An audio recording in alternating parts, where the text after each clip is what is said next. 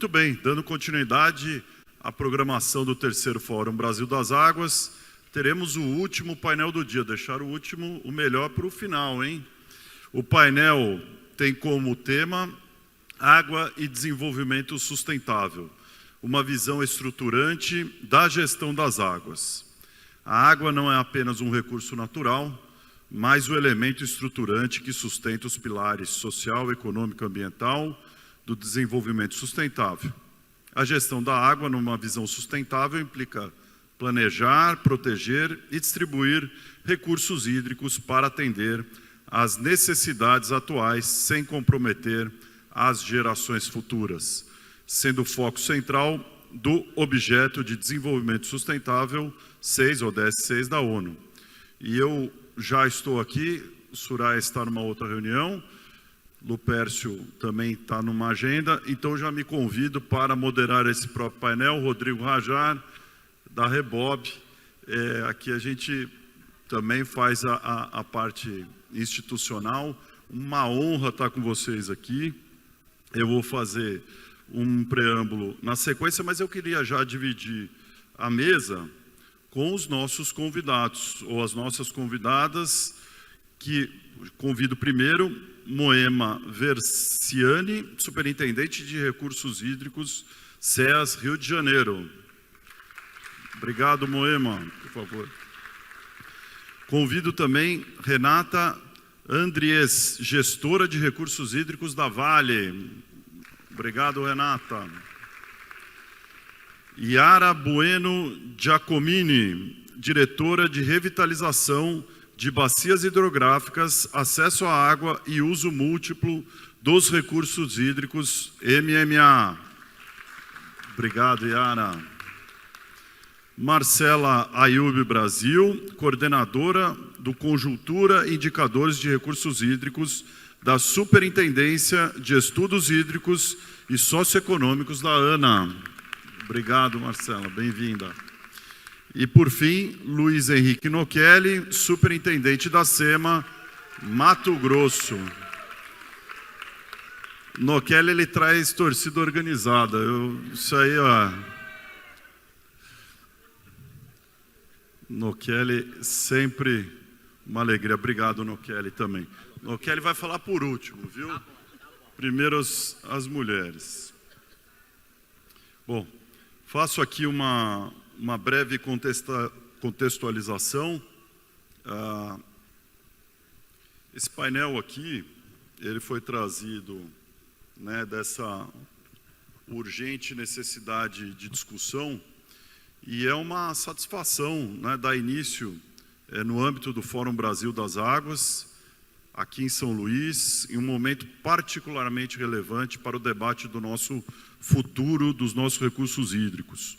O tema reúne água e desenvolvimento sustentável, uma visão estruturante da gestão da água, não poderia ser mais oportuno. A água, como sabemos, não é apenas um recurso natural.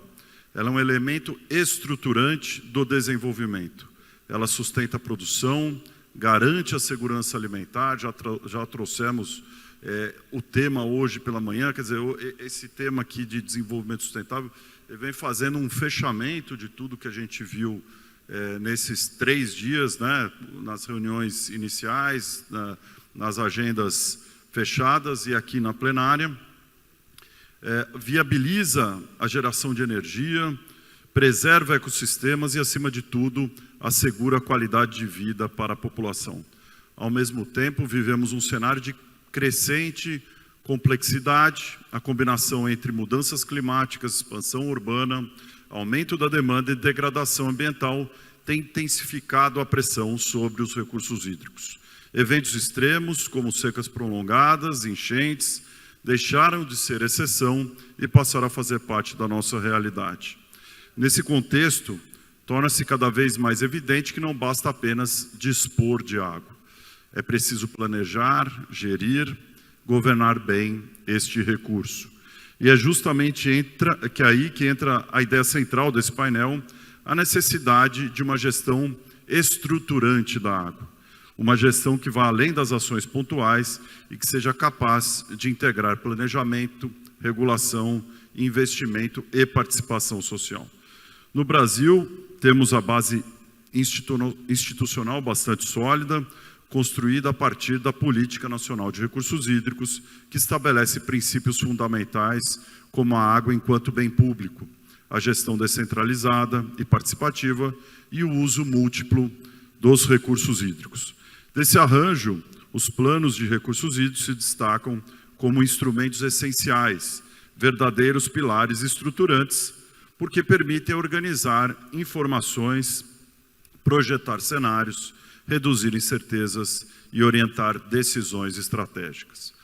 Mas sabemos que o desafio não é apenas técnico, ele também é institucional, econômico e social. Envolve governança, articulação entre diferentes níveis de governo, engajamento do setor produtivo, que também está aqui presente nesse painel, e participação ativa da sociedade. Além disso, a agenda da água está cada vez mais conectada como temas resiliência climática, segurança hídrica, transição para uma economia sustentável e os compromissos globais como o ODS 6. Outro ponto que será abordado aqui é a necessidade de ampliarmos nosso olhar para além das águas superficiais, incorporando de forma mais efetiva as águas subterrâneas na gestão integrada, especialmente diante do aumento da importância em cenários de escassez. E é claro, não podemos deixar de mencionar o papel crescente da agenda ESG, que traz a água para o centro das estratégias empresariais, exigindo transparência, eficiência e responsabilidade na gestão dos recursos hídricos. Esse painel, portanto, reúne diferentes perspectivas, né? Todos aqui enviaram as suas apresentações e vem do setor público, do setor privado, da gestão nacional, para discutir exatamente como transformar esses princípios em prática. Temos aqui contribuições sobre o papel dos planos de recursos hídricos como instrumentos estruturantes, os impactos do crescimento da demanda e desafios urbanos, a gestão corporativa da água e a sua relação com sustentabilidade e inovação, a importância das águas subterrâneas para a segurança hídrica e o acompanhamento das metas ODS 6 no Brasil.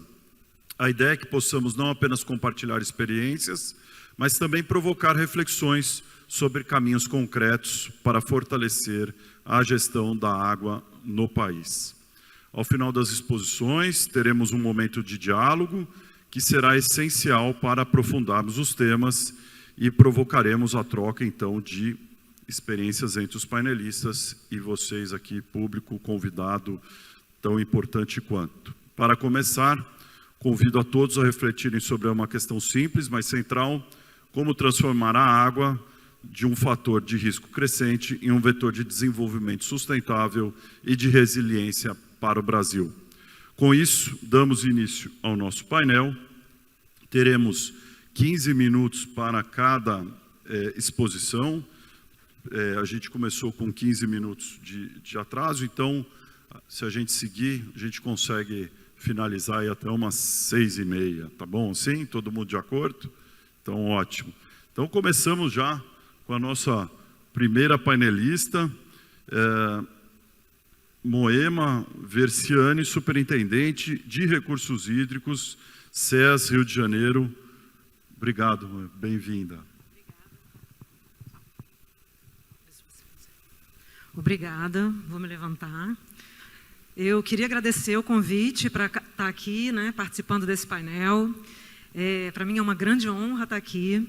Eu estou como Superintendente de Recursos Hídricos na Secretaria de Estado de Ambiente e Sustentabilidade, mas eu também eu faço parte do plenário do Comitê de Integração da Bacia Hidrográfica do Rio Paraíba do Sul, que viabilizou a minha vinda aqui para esse evento.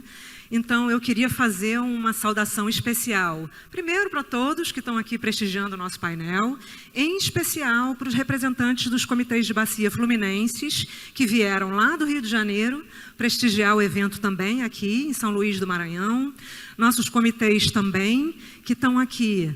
Eu fico até emocionada de ver aqui as logomarcas do CEIVAP, junto com as logomarcas do Comitê Guandu e Baía de Guanabara, e vocês vão entender por quê ao longo da minha apresentação. Eu passo os slides? É que eu não treinei antes, então eu não sei como é que usa. E eu aponto para cá? Para cá? Para baixo. Bom, eu vou começar com aquele clássico desenho, né? Todos que estão aqui conhecem.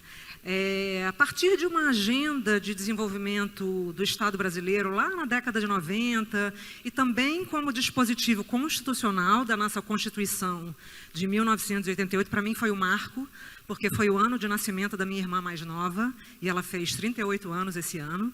Portanto, está lá no dispositivo, aquele artigo 21, inciso 19, instituição do Sistema Nacional de Gerenciamento de Recursos Hídricos.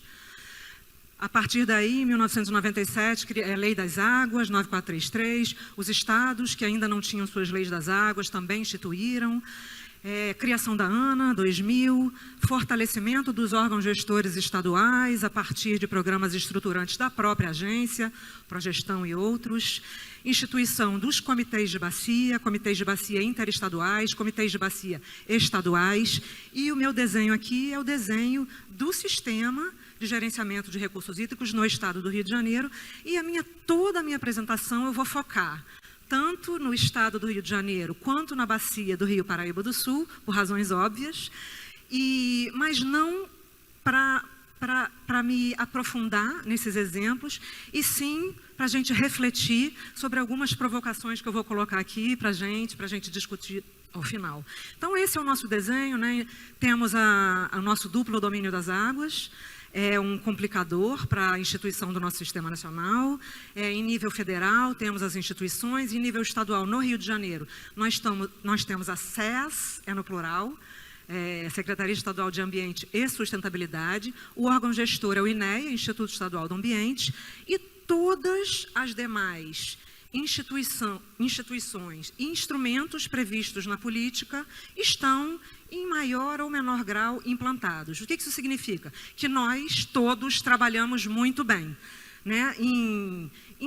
Tem uma certa assimetria em nível federal, em cada uma das unidades da federação, mas o meu modelo aqui do Rio de Janeiro tem todos os 9 comitês de bacia previstos implantados, o instrumento de cobrança pelo uso da água implantado, com o Fundo Estadual de Recursos Hídricos operando as deliberações dos comitês de bacia, com planos de recursos hídricos dos comitês de bacia, plano estadual, entidade delegatária fazendo às vezes de agência de bacia para todos esses comitês. Trabalhamos bem, e essa é a parte boa, né? A gente tem que exaltar aqui todo o trabalho que todos nós vimos fazendo ao longo desses 38 anos, se eu for considerar um marco lá na Constituição de 88. Olha o mapa do meu estado, o estado do Rio de Janeiro.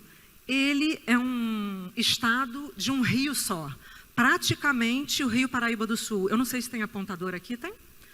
O Rio Paraíba do Sul, ele as nascentes estão no estado de São Paulo, ele corta todo o estado do Rio de Janeiro, fazendo divisa com o estado de Minas Gerais, e vai desaguar lá no município de São João da Barra, distrito de Atafona, que sofre ali uma série de consequências de todas as ações, sobretudo humanas, ao longo do curso desse rio, que corta todo o estado do Rio de Janeiro. É um rio federal. Os outros grandes mananciais do Rio de Janeiro são afluentes desse rio federal, e também são rios federais afluentes ao Rio Paraíba do Sul.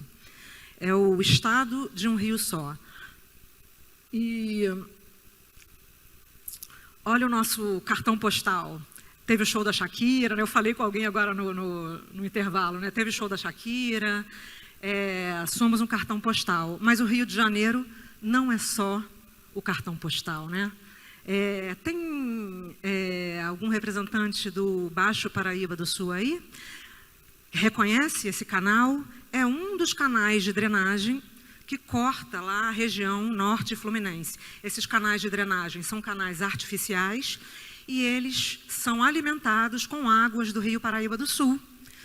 é um sistema complexo de canais e de comportas que foram construídos, esse grande sistema, pelo extinto DNOS, um órgão federal já extinto, e a gente tem todas essas estruturas que foram construídas pelo governo federal que dão segurança hídrica lá para a região do Norte Fluminense. Essa é uma foto da foz do Rio Paraíba do Sul.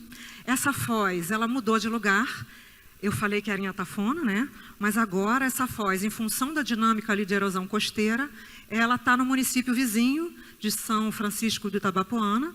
Se tiver alguém aí que saiba mais do que eu, depois pode contribuir no momento de debate. Esse aqui é o próprio Rio Paraíba do Sul, a montante do local de captação das águas transpostas que vai para a bacia do Guandu.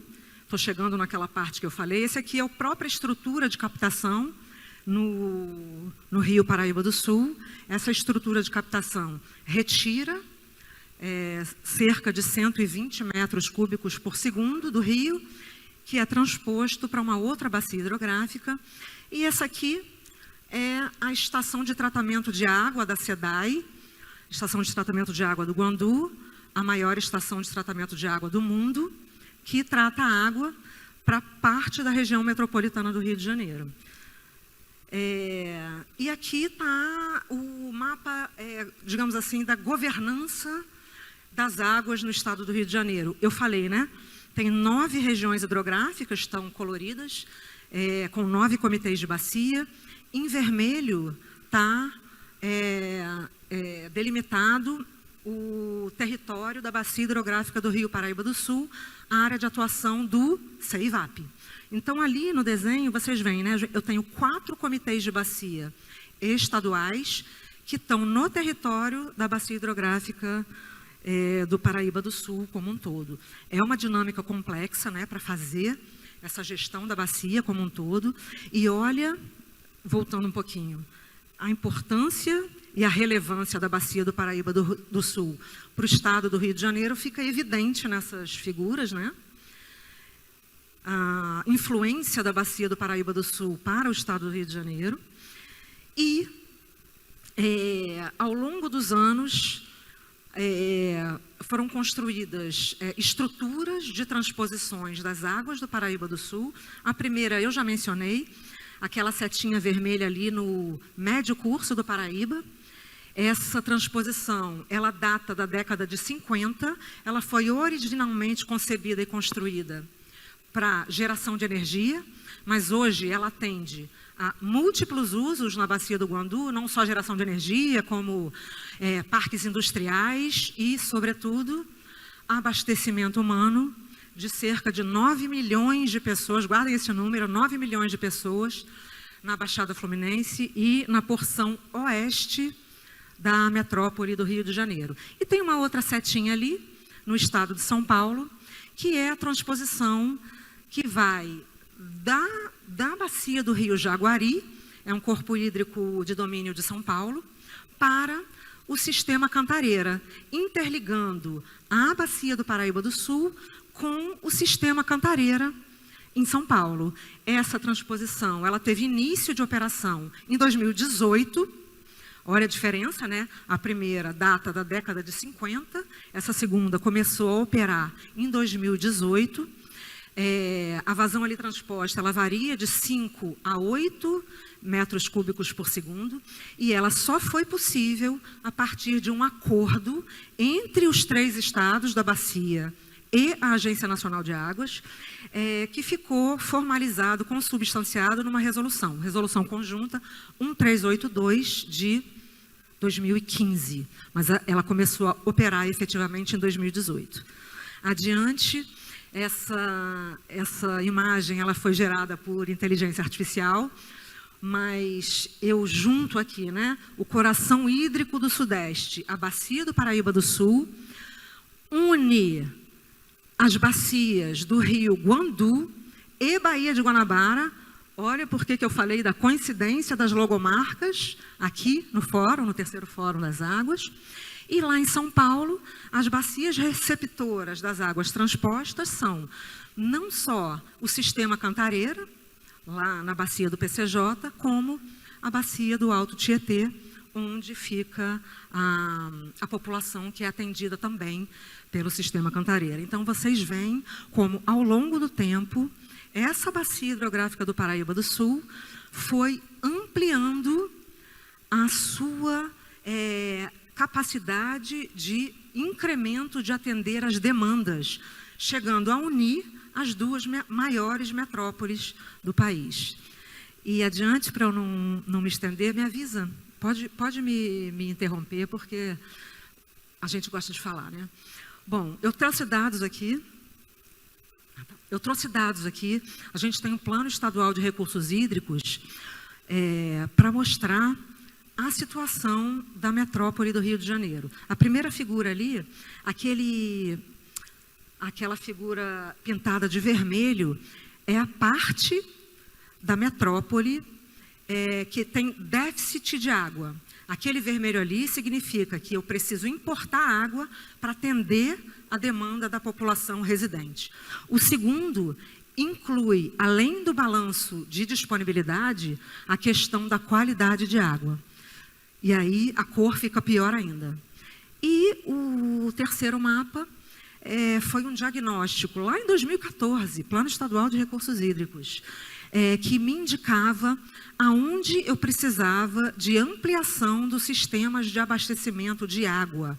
E o roxo é a situação que precisava de implementação, de ampliação imediata em 2014. Não só a metrópole, como outros municípios também foram diagnosticados com essa necessidade de ampliação de sistemas de abastecimento de água.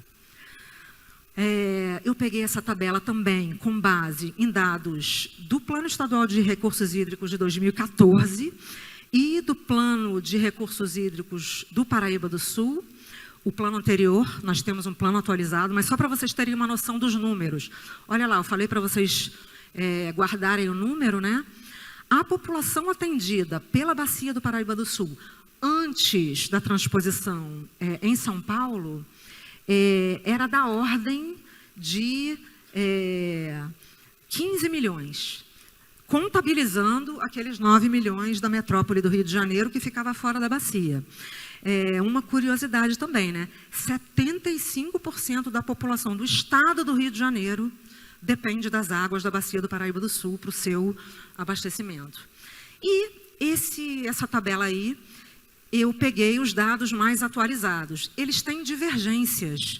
Quem falou hoje de manhã foi o Tibério, da nossa necessidade de estudos robustos e da criação de uma base única, uma base única para todos os estados, né, para que a gente não tenha essas divergências, mas vocês vão ver aqui que a divergência não é muito. E o que aconteceu? Eu falei que a bacia abastecia 15 milhões. Com o ingresso da população extra-bacia atendida com a transposição do Jaguari, eu estimei aquele número ali de 1.400.000 pessoas atendidas na metrópole de São Paulo, a partir da integração, da interligação com o sistema Cantareira. É uma estimativa, tá? Pode ter erros ali, é claro. E aí, com isso, a bacia passou a atender para o abastecimento 16.300.000 pessoas. O que isso me fez refletir, preparando essa apresentação, pegando esses dados, né? Aqui não foi o aumento da população que é esperado, é natural, né? O Brasil ainda está numa fase de incremento populacional. Aqui, o incremento não se deu pelo aumento, o crescimento da população, e sim com o acréscimo de uma porção de um território abastecido também com águas da nossa bacia, o Paraíba do Sul. E aí, com isso, eu vou encerrar essa parte que a mensagem temos enormes desafios para fazer essa gestão. Aqui não há conflitos de interesse, nós temos o mesmo objetivo de abastecer as nossas populações, sejam nas nossas metrópoles, sejam as populações rurais. E eu vou entrar em outra seara. A música fala, a gente não quer só comida, a gente quer comida, diversão e arte. O Rio de Janeiro fez a concessão do serviço de saneamento em 2021, sem nenhum juízo de valor a respeito da concessão dos serviços de saneamento para a iniciativa privada. O que a gente observa, por exemplo, na Baía de Guanabara, é uma melhora na qualidade ambiental, o retorno da vida aquática, o retorno da balneabilidade das praias ali no entorno da Baía de Guanabara. E a gente não quer só comida, a gente quer qualidade ambiental, a gente quer economia com justiça social, a gente quer distribuição de renda, a gente quer retorno de atividades produtivas prejudicadas por uma situação de poluição ambiental, por exemplo, a pesca artesanal, a gente quer novas oportunidades com a melhora da qualidade ambiental, por exemplo, turismo comunitário, turismo comunitário que vem aí ganhando uma força, né, dentro desses locais, onde as próprias comunidades estão aproveitando o seu ambiente para ter uma dinamização da sua economia. Então é isso, a gente quer uma nova economia que seja capaz de dar conta do que a nossa política de recursos hídricos não deu. Eu estou dizendo que a nossa política é ruim? Não. Eu estou dizendo que a gente pode ampliar, melhorar e inserir atributos que a gente não vislumbrou construindo o nosso sistema de recursos hídricos. Lá no Rio, então, vou fazer um merchandising aqui, a gente está construindo o que a gente chamou de economia azul. A mesa anterior falou em economia verde. Eu vou introduzir aqui a economia azul. A gente desenhou, junto com a OCDE, o que seria, né, um plano de ação para transformar a metrópole do Rio de Janeiro numa metrópole azul. A gente tem uma definição para a economia azul no estado do Rio de Janeiro. Ela envolve a gestão das águas, das bacias hidrográficas, a gestão das águas costeiras, a gestão dos recursos marinhos, respeitando sustentabilidade ambiental, equidade e justiça social. São conceitos que nós estamos considerando na construção dessa política pública que a gente está chamando de economia azul. E vocês se lembram do nosso desenho do sistema de gestão das águas. Gente, aquele desenho é tão maravilhoso, as caixinhas estão perfeitas. Nós olhamos para esse desenho e a gente sabe o que cada instituição faz, a gente sabe o que a Agência Nacional de Água faz, a gente sabe o que os comitês de bacias fazem, mas a gente fez um exercício de mapear de quem seriam as atribuições nessa tal de política de economia azul que a gente está desenhando. E olha o desenho que a gente chegou só na metrópole do Rio de Janeiro. E tem ali, ó, o CEIVAP está ali, o Comitê Baía de Guanabara está ali e o Comitê Guandu está ali. Por quê? Porque a gente precisa de água para a gente mover o que a gente está chamando de economia azul no estado. Com isso eu encerro. Muito obrigada.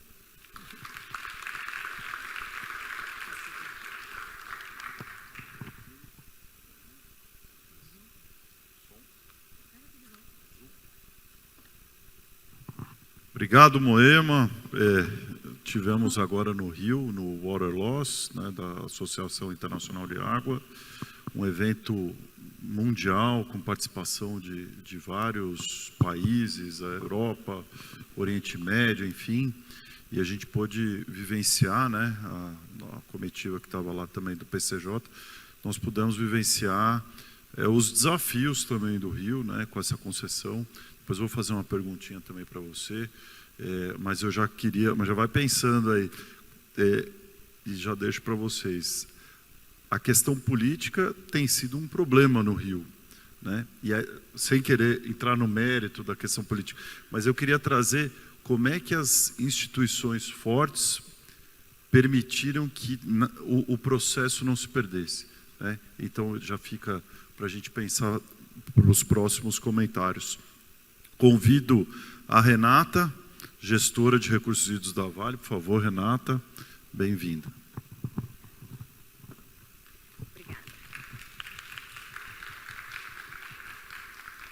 Olá, gente. Boa tarde a todos. Eu me chamo Renata Andrias. Primeiramente, boa tarde. É muito bom estar aqui falando com vocês. Muito bom estar aqui compartilhando o painel também. É uma honra para mim, tá? Estar aqui com vocês.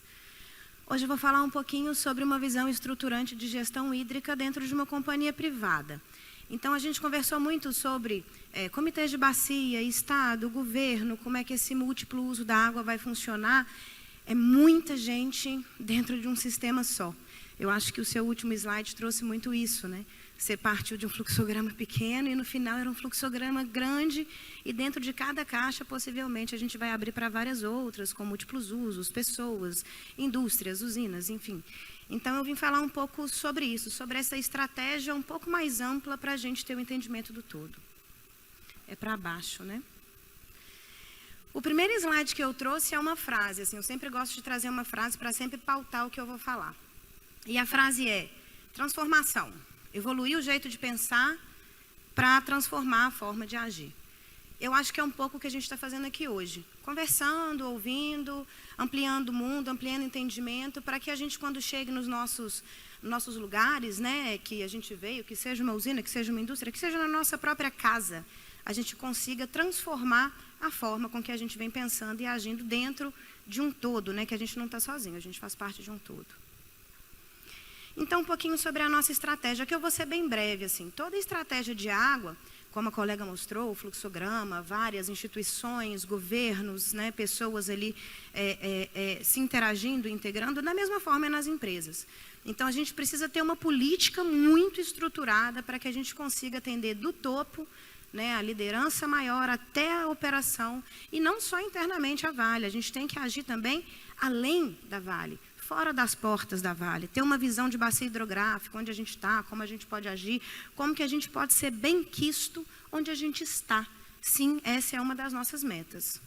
Então, primeiramente, a gente tem a política de água e recursos hídricos, ela é uma política pública, tá? Todo mundo pode acessar, é só digitar lá, política de água e recursos hídricos, que vocês vão ver. A gente tem 3 diretrizes principais. Contexto hidrológico, que é o que eu falo, é igual na terapia, né? A gente precisa saber quem a gente é e depois onde a gente está. Então, a política é um pouco sobre isso. O primeiro é contexto hidrológico, o segundo é proteção e regeneração dos recursos hídricos, e o terceiro é gestão participativa e diálogo transparente, que é o que a gente está fazendo aqui hoje também agora, conversando um pouco, ouvindo um pouco, para a gente crescer sempre mais. E essa política ela vai desdobrar em várias coisas. Então, a gente tem os normativos internos, os pilares da Vale, que é, primeiro pilar, governança, segundo, monitoramento e controle, terceiro, engajamento com stakeholder, 4, gestão de risco. Então, a gente vibra sempre nesses 4 pilares, tudo que a gente faz, a gente vai colocar dentro dessas caixinhas. Embaixo a gente vai ter o plano estruturante. Então, o plano estruturante ele vai colocar de uma forma muito prática, muito ativa, como que eu vou transformar aquela diretriz que está muito bonita, que está escrito muito belo, o nosso pilar, que também é muito belo, mas como eu transformo isso em realidade? O que eu preciso fazer na prática, qual é o investimento que eu tenho que fazer na prática para que eu alcance aquilo que a gente está almejando. Então, a gente tem esse plano estruturante, que são ações que a gente vai desdobrar dentro de toda a Vale. A gente agora tem as unidades operacionais, com seus planos diretores, com seus GTs de água estabelecidos. Por que a gente fala o GT de água estabelecido?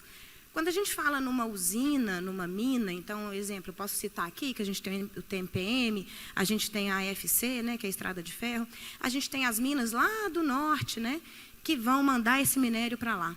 Quando a gente fala de gestão da água nesse contexto, eu estou falando de uma equipe? Não, 2, não. Eu estou falando de todas as equipes. A água, ela está dentro da usina, ela está dentro da mina, ela está no controle de particulado, ela está no navio, ela está na estrada de ferro, ela está em todas as áreas da Vale. Então, a gente da gestão de recurso hídrico precisa afetar todas essas pessoas, inclusive a turma de suprimentos. Quem diria que suprimentos seria um órgão, uma equipe que a gente tem que ter tanto engajamento? Porque a minha pegada hídrica não é só minha. São das pessoas que me venderam aquele pneu, aquele EPI, que também estão usando água. É uma pegada hídrica de uma cadeia do início ao final. Então, sim, os suprimentos faz parte da nossa gestão de recursos hídricos. E, por fim, transparência, reporte SD. Então, eu tenho que fazer todo um processo, todo um programa, para depois eu poder reportar, ver os meus dados, etc. Nossa evolução, aqui eu vou ser um pouquinho breve, tá, gente? A gente vem trilhando um caminho muito genuíno, com muita constância, com pessoas com muito propósito ali dentro, propósito de mudar de pensamento, de mudar a nossa forma de ver, de mudar a nossa forma de agir, para que a gente consiga entregar um resultado muito positivo. Então, lá em 2018, a gente divulgou a meta. Quando a gente divulgou essa primeira meta, a redução era 10%. Hoje a gente já está em 27%. Agora, no ano de 2025, a gente alcançou 32% de redução do uso de água nova. E nós vamos falar um pouquinho sobre isso, dessa mudança de fonte de base. Então, aumentar a reutilização, aumentar reuso, pegar uma água de um esgotamento sanitário, que antes era lixo, era dejeto, era fedorento. Então, eu pego essa água, eu trato essa água, eu uso essa água dentro da usina. Então, eu estou diminuindo a pressão sobre a bacia e eu ainda estou usando uma água que foi uma água renovada. Está aí o Sérgio Ari Moraes, que eu estou olhando aqui para ele, do Instituto de Água de Reuso, né? Então, é um grandíssimo tema que a gente precisa conversar mais também. Por fim, a gente fez uma atualização do estresse hídrico, por quê? Quando a gente fala de 27% de redução do uso da água, Renata, esse 27% é para todo mundo? Todas as unidades reduzem 27%? Como que isso funciona? Não, né? Eu acho que não só na última apresentação aqui da colega, como em todas as outras, nos trouxeram essa visão de escassez, de mudança climática, de território. Então, a gente fez um estudo na Vale sobre o estresse hídrico, a escassez hídrica nas bacias onde a Vale atua. Então, a gente classificou elas. Estresse hídrico baixo, médio, alto e crítico. As unidades que estão inseridas em unidades de estresse hídrico crítico precisam reduzir mais do que as que estão sem estresse hídrico. Então, 27% de redução é o global da Vale.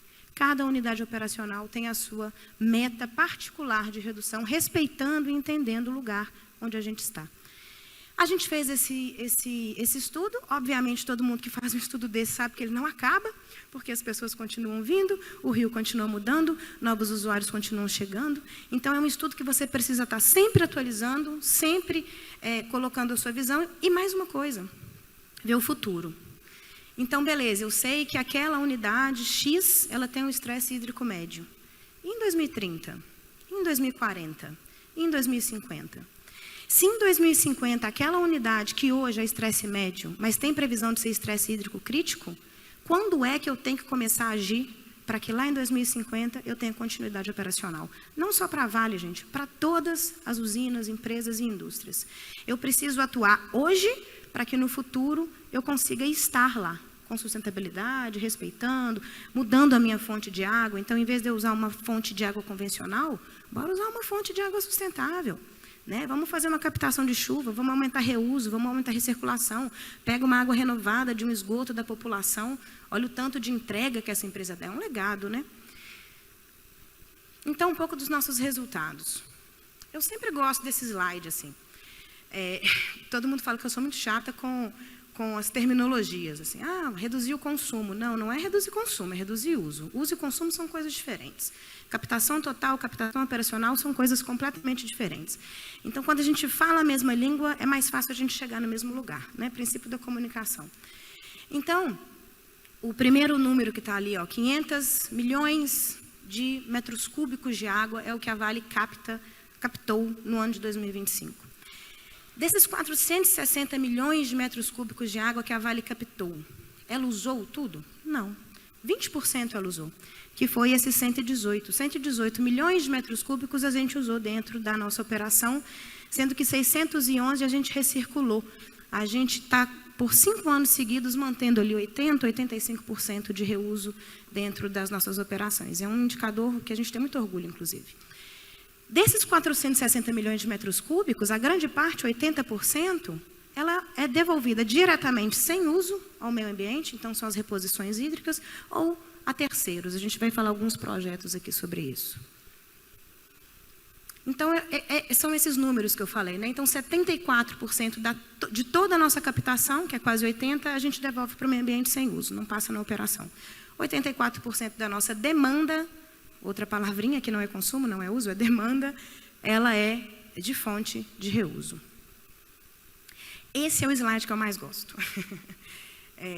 Deixa eu ver se o GIF liga quando eu aperto para baixo. O GIF não está funcionando. Mas eu vou tentar fazer essa imagem com palavras, tá? Esse daqui é o nosso estado, o estado aqui do Pará. E aqui no estado do Pará, a gente me perdoa, eu vou ficar aqui atrás só para tentar colocar a imagem. A gente tem a Floresta Nacional de Carajás. A Floresta Nacional de Carajás, ela vai vindo aqui, pega aqui, vai até lá em cima e volta, tá? Então essa é a Floresta de Carajás. Os pontinhos vermelhos são a mineração. Os pontinhos laranja é campo rupestre. Acho que essa cor que vocês estão vendo vermelha são os campos rupestres, tá? O vermelhinho está dentro do campo rupestre. Não é coincidência, obviamente. Onde tem ferro, tem esse campo rupestre, onde está o ferro é onde vai ter o vermelhinho.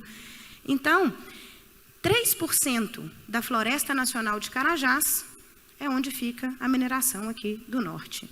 Esses 3% respondem por mais de 60% da produção da Vale. E o que esse GIF mostra? Isso aqui é 1973, ele vai até 2000. O que acontece? Acontece uma coisa triste, mas uma coisa curiosa. À medida que o ano vai passando, esse GIF vai mantendo o verde dentro da Floresta Nacional, que é protegida e a Vale ajuda a proteger. Só que a periferia, o externo, o entorno da floresta, vira toda pastagem. 98%. Então, primeiro, a gente vê a importância da preservação dessas áreas, junto com o IBAMA, junto com o ICMBio, e a gente vê o tamanhozinho da mineração dentro daquilo e o potencial que não só a Vale tem, mas outras indústrias, outras empresas, de fazer parte dessa mudança, de ajudar a proteger, de entregar um legado e de proteger muito mais do que a gente impacta. Então, a Vale hoje protege 10 vezes mais do que a área impactada dela. Que pena esse GIF não funcionar, esse GIF era muito bom. Um pouquinho da meta-água, vou ser breve, eu só tenho 4 minutinhos. Eu falei já um pouco dela, que é reduzir 27% do uso de água nova. Então, Renata, você vai reduzir, as usinas não vão precisar mais de água? Não, nós vamos trocar fonte. Assim como na mineração, a indústria do refrigerante, da cerveja, do plástico, do tecido, todas precisam de água, todas, sem exceção. E como que a gente faz? A gente pode usar fontes alternativas, fontes sustentáveis. Então, a gente vai pegar essas outras fontes, exemplo, esgotamento sanitário, que eu adoro esse case, eu vou chegar nele já já. Aqui é aquele estresse hídrico que eu comentei com vocês, que foi um mapa do estresse hídrico que a gente fez, obviamente, essa é uma imagem representativa, mas colocando onde que está o nosso foco de estratégia. Então, hoje, o nosso foco de estresse hídrico é Minas Gerais e Espírito Santo. São as 2 bacias, 3 bacias, na verdade, que a gente está com mais atuação. Renata, Omã, ela não está em crítico? Sim, Omã está em crítico, mas lá é 100% dessal. Então, ela não entra na nossa meta-água, porque a gente entende que a água dessalinizada é uma água sustentável. Resultado. Então, lá em 2017, né, que a gente lançou a meta, em 2018, 15%, 18%, hoje a gente chega nos 32% de redução. Nossa meta é manter o 30% até 2030. Agora, nossas iniciativas. A primeira que eu coloquei, obviamente, é uma iniciativa daqui, né? Então, o Terminal Marítimo Ponta da Madeira, famoso TMPM, onde tem essas bacias. O que são essas bacias? Quando a gente fala de reuso, de recirculação, eu preciso pegar toda essa água e armazenar, obviamente. Então, não são caixinhas d'água pequenas, são grandíssimos reservatórios. Vocês vão ver isso se repetindo ao longo de todas as iniciativas. É uma máxima para a Vale a gente aumentar o nosso potencial de reuso e recirculação. Então, essas bacias, essa gestão dessas bacias de sedimentação permitiu 81% da demanda dessa unidade fosse só através do reuso da recirculação. É a mesma água recirculando, para atender aquela demanda. Segundo, a gente também não age apenas dentro da Vale, porque a Vale ela está contida numa bacia, numa comunidade, numa cidade. Então, a gente precisa também prover e fomentar iniciativas das pessoas que estão ali perto da gente. Então, isso é uma delas, esse é um exemplo de Minas Gerais. Deixa eu só dar um golinho d'água aqui, gente, rapidinho.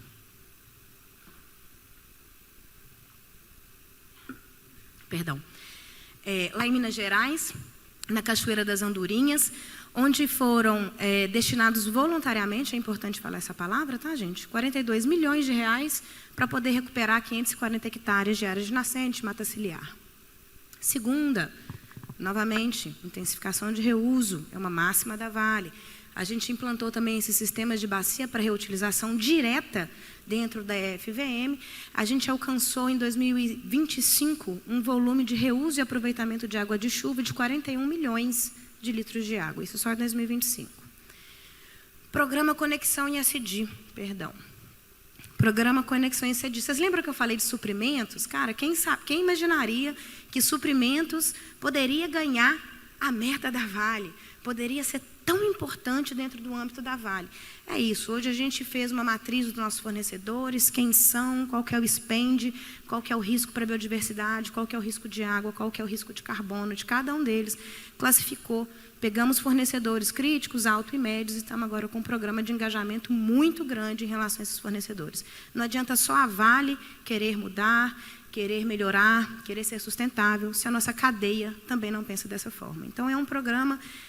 eu acho que ele é talvez pouco visto, pouco valor é dado para esses programas, mas eu acho um dos programas mais interessantes que a gente tem dentro das companhias. Armazenamento e reuso no Complexo de Tubarão. Renata, de novo reservatório? Sim, de novo reservatório. Eles foram entregues esse ano, esses reservatórios. É muito grande, não são reservatórios pequenos, tá, gente? É uma coisa bem colossal. Eu queria ter uma pessoa ali para vocês verem o tamanho. E uma outra iniciativa aqui que Tubarão está fazendo, que meu coração enche de alegria de falar disso. Vitória agora está se propondo a pegar todo o esgoto, eu gosto de falar esgoto, de toda a Grande Vitória, passar por uma estação de tratamento, tratar, depois de tratado, a Vale e uma outra companhia utilizarem essa água. Para mim, é uma das iniciativas mais brilhantes que a atualidade pode promover. Tem uma outra empresa, também não vou citar nomes, mas não é uma prática única da Vale, graças a Deus, que bom, porque é uma excelente prática, que fez a mesma coisa no seu estado, lá no Rio de Janeiro. Tinha uma comunidade que não tinha esgotamento sanitário, então, esgoto a céu aberto, crianças descalças, etc, etc. Eles se propuseram a entrar na comunidade, fazer o esgotamento sanitário da comunidade, coletou, jogou para uma ET, tratou, usou a água. Deu escassez hídrica lá naquele lugar vermelhinho, todo mundo parou. Adivinha quem não parou? A empresa que fez isso. Então, eu acho que isso não é só uma prática sustentável, é uma prática de continuidade operacional. Se a gente quer continuar, se a gente quer se manter nos lugares, a gente precisa pensar um pouquinho além. E se a gente não pega esse esgoto, alguém vai pegar, hein? Fica a dica. Projeto Rio Tanque. Esse projeto também é o máximo, gente. Esse projeto é lá em Itabira, em Minas Gerais. A Vale, ela pegou uma água que estava mais distante, Itabira é uma área de estresse hídrico, pegou de uma outra bacia e está fazendo todo o sistema de abastecimento de água. Projeto, implantação, construção. Foram investidos 1,2 bilhões de reais nesse projeto, tá? Isso lá em Itabira. Então é isso, gente. Aquele mesmo slide do início, eu vou trazer aqui para o final. Transformação. Evoluir o jeito de pensar para transformar a forma de agir. Eu acho que é sobre isso que a gente conversou hoje. É mudar um pouquinho o mindset, é entender que sim, a gente pode conviver em harmonia, juntos, pensando novas formas da gente coexistir no mundo. Somos muitos, muitas indústrias, muitas empresas, muitos desejos, muitos objetivos diferentes, mas eu acho que a gente pode dar passos importantes nessa sociedade para que a gente consiga, sim, alcançar uma forma de viver e conviver mais digna, mais sustentável, mais justa, respeitando as pessoas que estão ali ao nosso redor. É isso, gente. Era essa a minha... Obrigado, Renata. Minha apresentação. Obrigado. Renata, a gente pôde ver um pouquinho por dentro da empresa, dessa realidade que é muito distante das grandes, da maioria das empresas do Brasil, por ser uma empresa de grande porte, atuação nacional. Já vou deixar uma pergunta aqui. Você, como gestora de recursos hídricos, então certamente tem um departamento. Como é que funciona, e trazendo esse exemplo para outras empresas que possam estar aqui, como é que funciona a parte de projetos, quer dizer, tem um orçamento, o seu departamento, tem P&D, então já pensa aí, para a gente deixar a pergunta aqui para os nossos convidados depois, né? Como é que vai funcionar? Se é por projeto ou se é por orçamento, né? Como é que funciona isso dentro da Vale e que possa servir. Mais uma vez, obrigado. Agora convido a Yara Bueno Giacomini, diretora de revitalização de bacias hidrográficas, acesso à água e uso múltiplo dos recursos hídricos do Ministério do Meio Ambiente. Muito obrigado.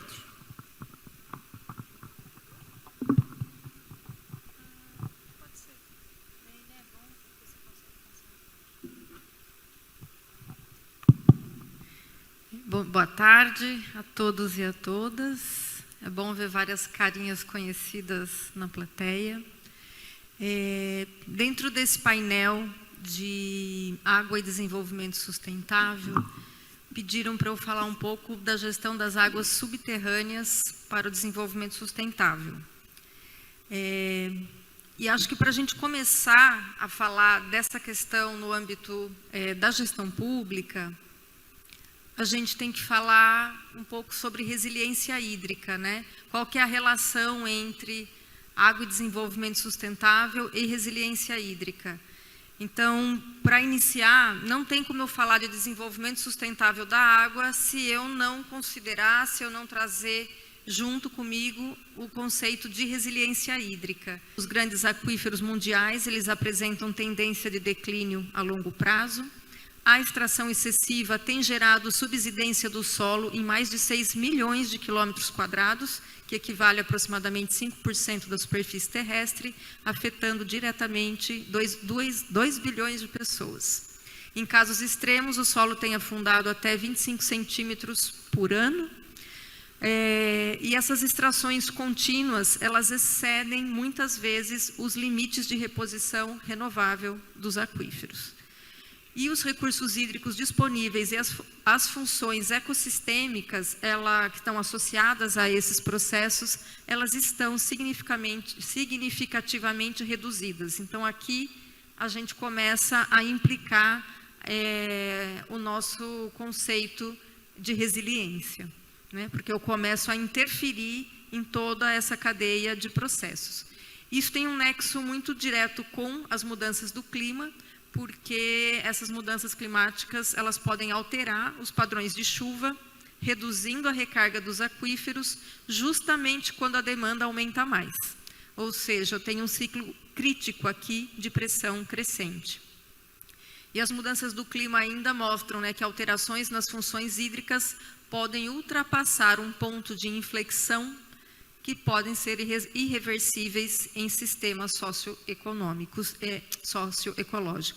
As fontes desses dados estão no slide, que depois pode ser compartilhado com quem tiver interesse, do professor Hirata, que é um grande parceiro dos recursos hídricos, e também do relatório da ONU da Água, que fala sobre a falência dos sistemas hídricos globais de recursos hídricos.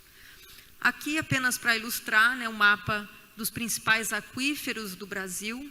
A gente vê o aquífero Guarani, né, em verde claro, mas ele está abaixo aí do Serra Geral, abaixo do Bauru Cauiá. A gente vê que tem um mosaico de aquíferos, né? É bem complexo fazer essa gestão no Brasil. Então, só para ter uma ideia, né? É lindo, né? Todo colorido assim, mas é bem complexo da gente trabalhar. A legenda só traz alguns dos principais, né? A legenda ali do mapa pequenininho, a gente vê que é muito maior. Impactos das mudanças climáticas na recarga de aquíferos no Brasil, né? Então, a gente tem aí uma tendência de redução máxima da água subterrânea, em alguns lugares uma redução de 666 milímetros por ano, dados do professor Hirata também. Então, ou seja, eu demando mais água, mas eu tenho menos recarga da água subterrânea. Eu tenho uma ampliação de dias sem chuva, então até 81% do território do Brasil tem aí, de acordo com os prognósticos atuais, mais dias sem chuva, tá? Aumento da demanda, então eu tenho a disponibilidade hídrica superficial diminui, a minha demanda aumenta eu automaticamente vou consumir mais água subterrânea.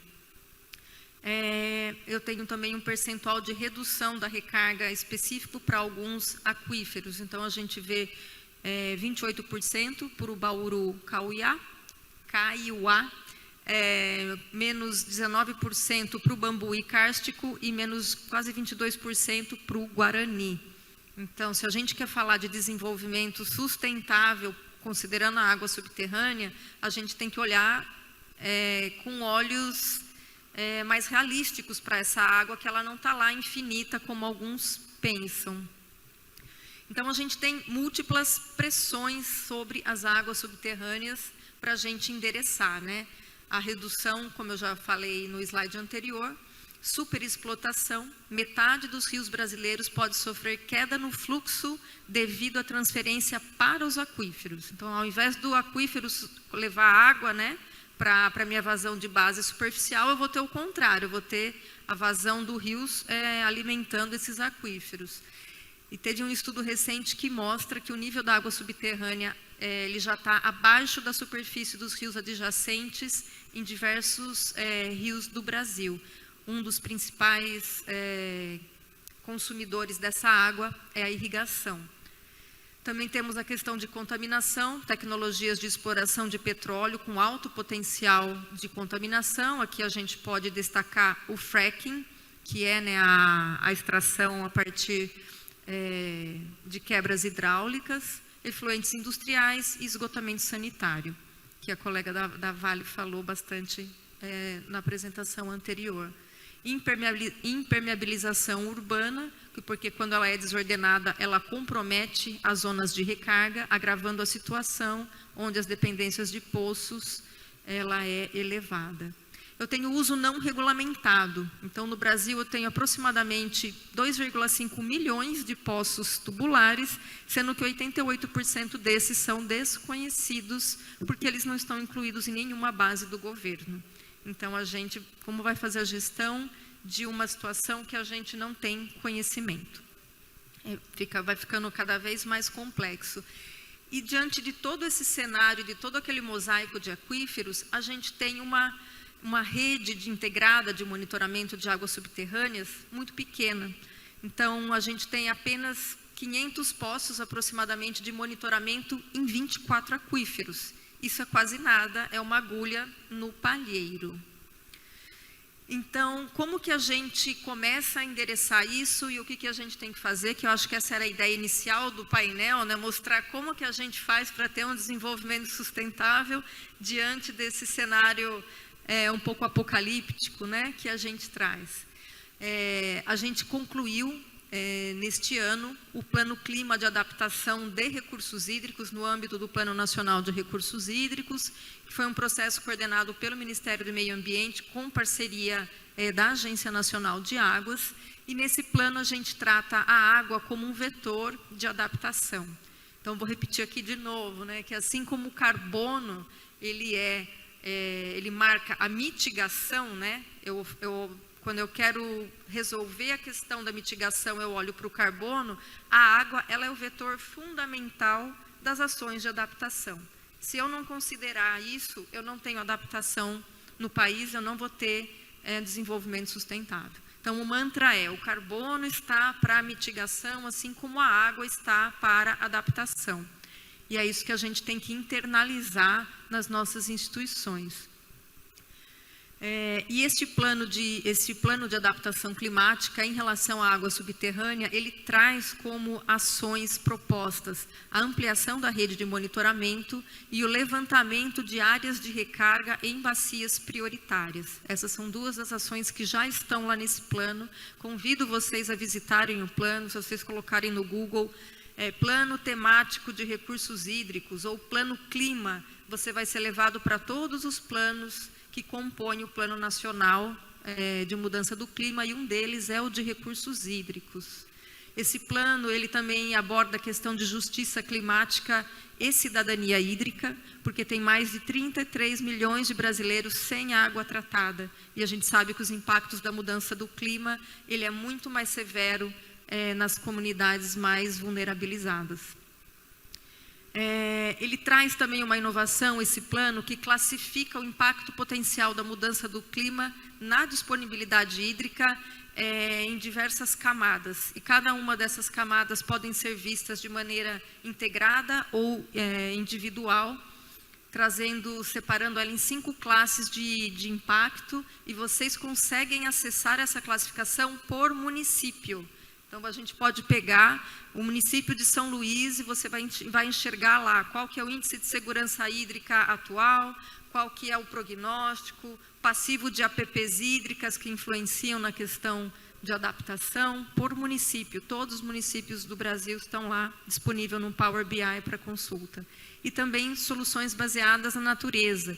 Esse plano considera que a restauração das APPs, principalmente de margem de rio, que a gente chama de APP hídrica, uma estratégia de adaptação prioritária.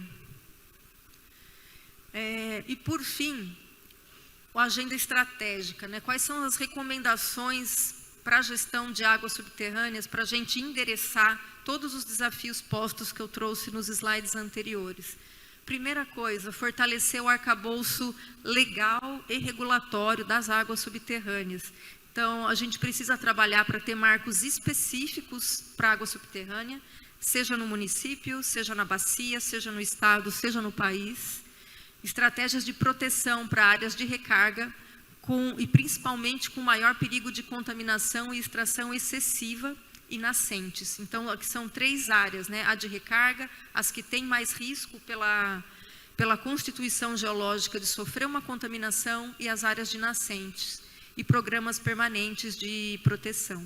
Número 2, ampliar monitoramento e conhecimento. Então, expandir a rede de monitoramento RIMAS, que é a rede do Serviço Geológico Brasileiro, para a gente conseguir entender melhor como esses aquíferos funcionam. A gente nem sabe a taxa de recarga de muitos dos aquíferos do nosso país. Então, como que eu vou fazer a gestão das outorgas que eu dou para esses aquíferos?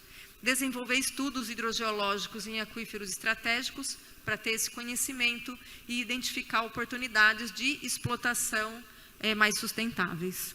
Número 3, a gente fala muito de recarga, né? Onde estão as áreas de recarga desses aquíferos estratégicos? Então, determinar essas áreas para a gente poder proteger e restaurar as APPs hídricas. No número 4, a gente entra na questão de saneamento, como proteção de aquíferos. Então, promover a substituição de redes e tubulações antigas para evitar a contaminação. Também temos que falar de conscientização para as pessoas e empresas não saírem furando poço sem um mínimo de conhecimento e de cadastro nos serviços públicos, e fiscalização para a gente ver o que está funcionando, o que não está. E também esse 88% de poços que não estão cadastrados em lugar nenhum. Número 5, uma gestão integrada, gestão integrada e uso conjuntivo, que já foi falado aqui também. Eu tenho que considerar que a água superficial, ela está em contato com essa água subterrânea, e como que funcionam esses fluxos, para eu não dar uma outorga dupla, achando que os sistemas estão desconectados. Então, aqui a sugestão seria de incorporar efetivamente as águas subterrâneas nos planos de bacia, fortalecer a gestão integrada de recursos hídricos com a gestão ambiental, e mais investimentos em pesquisa e monitoramento, para a gente ter conhecimento do que a gente precisa gerir. E, por fim, a justiça climática e segurança hídrica. Então, a gente tem que pensar em como essa água subterrânea pode ser uma alternativa para esses 33 milhões de pessoas que não têm acesso à água potável. E essa é até uma premissa que o Plano Clima exige, né, de equidade com adaptação orientada pela justiça climática. Então, eu não sei como a gente vai conseguir fazer tudo isso, mas a gente tem que sentar junto e encontrar uma maneira, se a gente quer ter resiliência e um desenvolvimento sustentável de longo prazo. Então, a gente termina aqui com uma frase que a gente precisa conhecer para proteger as águas subterrâneas. Agir hoje é garantir a resiliência hídrica de amanhã. Muito obrigada. Obrigado, Yara. Yara, que é diretora de revitalização, também já estou recebendo uma série de perguntas. Se alguém tiver pergunta para a Yara, já faço aqui uma prévia com relação ao MMA, ter cursos de formação nesse sentido que já podem ser disponibilizados para os municípios e também para os comitês, enfim, para os gestores e profissionais que queiram conhecer, sejam produtores rurais, enfim. Vamos seguir para a próxima apresentação. Por favor, Marcela e o Brasil, da Agência Nacional de Água e Saneamento Básico, a Ana. Está funcionando? Uma vez, vem em cima. Uma vez mais. Ele parece mute. Alô. Opa, perfeito. Por favor, Marcelo.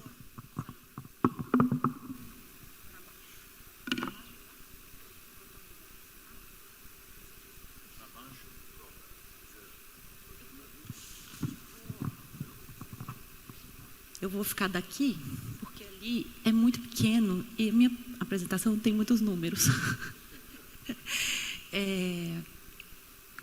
Meu nome é Marcela Ayub Brasil, eu sou coordenadora do Conjuntura e Indicadores de Recursos Hídricos da Superintendência de Estudos Hídricos Socioeconômicos da ANA, e vou apresentar um panorama do ODS 6 no Brasil, das metas, né, dos avanços e dos desafios observados nessas metas.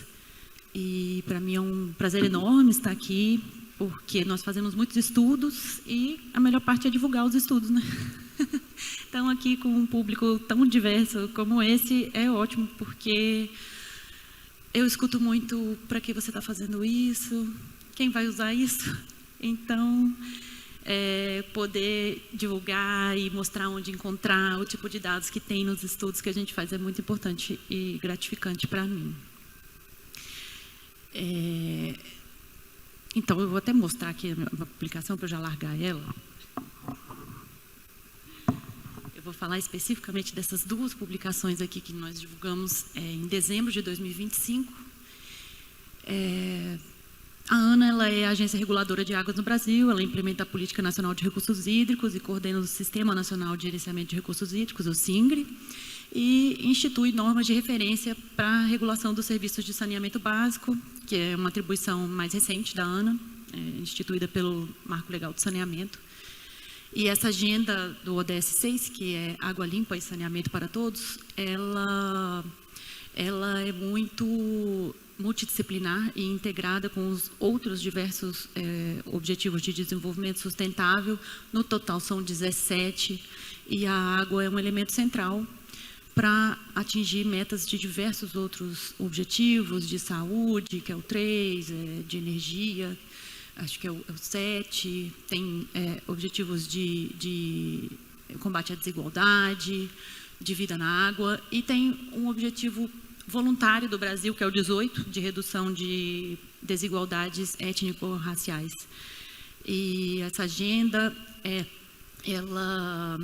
ela foi pactuada em 2015, com metas até 2030 pelos países membros da ONU. E a Agência Nacional de Águas, ela vem fazendo o monitoramento desses indicadores, ela é ponto focal para a maior parte desses indicadores, no total são 11, e a ANA é ponto focal para 7 desses indicadores, e esse trabalho é feito em conjunto com outras instituições, destacar aqui o IBGE, o Ministério da Saúde, o Ministério do Desenvolvimento Regional e da Integração, e o Ministério das Cidades e o Serviço Geológico Brasileiro. A ANA começou a fazer esse monitoramento, assim, a sistematizar esses dados em um relatório em 2019, quando teve a primeira edição desse relatório da ANA. A segunda edição foi em 2022 e agora uma terceira edição em dezembro de 2025. E trouxemos muitas novidades nessa terceira edição. E aqui eu vou aproveitar logo para fazer um agradecimento, porque se eu deixar para o final eu vou esquecer.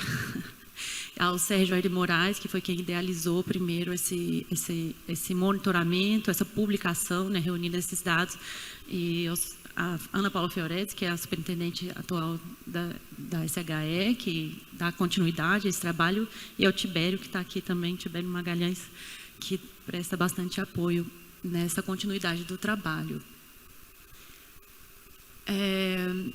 Essa terceira edição, ela trouxe muitos avanços na desagregação dos dados, que é uma demanda constante que a gente tem de diversas instituições, né, que o indicador nacional, muitas vezes, ele não reflete, né, a situação das regiões, né, dos estados, porque o Brasil é muito diverso, né, um país enorme. Então, com o Censo 2022, nós conseguimos trazer também mais informações para essa terceira edição, principalmente com desagregações de dados de acesso ao saneamento e às instalações de higiene por raça, por gênero, territórios específicos como favelas e comunidades urbanas, e também para municípios. Falando dos indicadores de uma forma geral, eu trouxe só 4 indicadores, porque são 11 e não ia dar para falar de todos, né? Então, selecionei alguns mais relacionados com os temas que vêm sendo falados. Os convido todos a acessarem o site, são publicações bem ricas. Eu acho que eu pulei um slide. Aí. Falando assim do acesso à água gerida de forma segura no Brasil, é um percentual muito elevado. A gente tem, acho que 98,1% ali da população brasileira com água canalizada em domicílio. É importante reforçar aqui que esse indicador, assim como o 621, eles tratam de fontes alternativas também, então eles se diferenciam um pouco de estatísticas que são divulgadas frequentemente na mídia, porque eles têm fontes alternativas no cálculo, que são consideradas pela ONU como seguras, como aqui no caso são fontes, cisternas, poços, caminhão-pipa entra também, e outras fontes. É muito desigual esse acesso pela população, né? No Brasil, a gente pega a região norte e nordeste sempre mais prejudicadas com relação a todos os indicadores. E a melhora desse indicador ao longo dos anos, ela reflete a melhora dessas duas regiões, né, da região norte e nordeste, que são a linha amarela e a linha laranja do gráfico de baixo, elas vêm subindo constantemente esse acesso. Se a gente olhar a população urbana e rural também é bem diferente. A população urbana tem quase 100%, 99,6% de acesso, e a população rural 88%. E também esse reflete um aumento do acesso pela população rural, a população urbana já mais estável desde o início da série de dados aí de 2011. E se a gente olhar também as fontes utilizadas, é muito diverso no ambiente urbano em relação ao ambiente rural, né, com 93% da população urbana com acesso à rede geral de abastecimento, enquanto que na área rural esse percentual é 32%, com um uso muito significativo de fontes alternativas, né, os poços representando 38% do abastecimento da população rural. Já falando do esgotamento sanitário, aqui estão inseridas as fossas sépticas, e esse indicador fica em 59% da população tem acesso a esgoto coletado e tratado de forma segura, contabilizando também essas fossas sépticas. Teve uma leve caída de 2022 para 2023, principalmente no percentual de esgotamento tratado. Esse acesso pela população também muito diverso entre as regiões, assim, com paralelo aí entre a região norte e a região sudeste.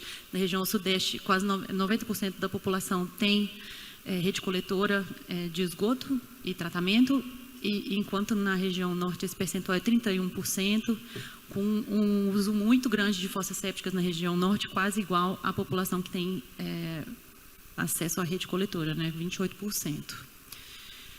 E o uso de fossas na região rural também é muito significativo. Então, eu reforço muito isso porque a gente não trata tanto, né, das soluções alternativas. Eu acho que é muito importante, quando a gente está buscando essa universalização do saneamento, falar das fontes e das soluções alternativas, porque elas são essenciais para complementar um acesso muito difícil por populações mais remotas, populações rurais, populações mais carentes, que às vezes não vão ter acesso a essa rede de distribuição e rede coletora, né?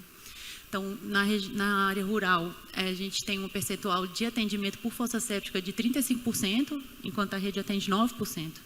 E na região urbana, já 76% do Brasil tem acesso à rede coletora e 12% utiliza fossas sépticas.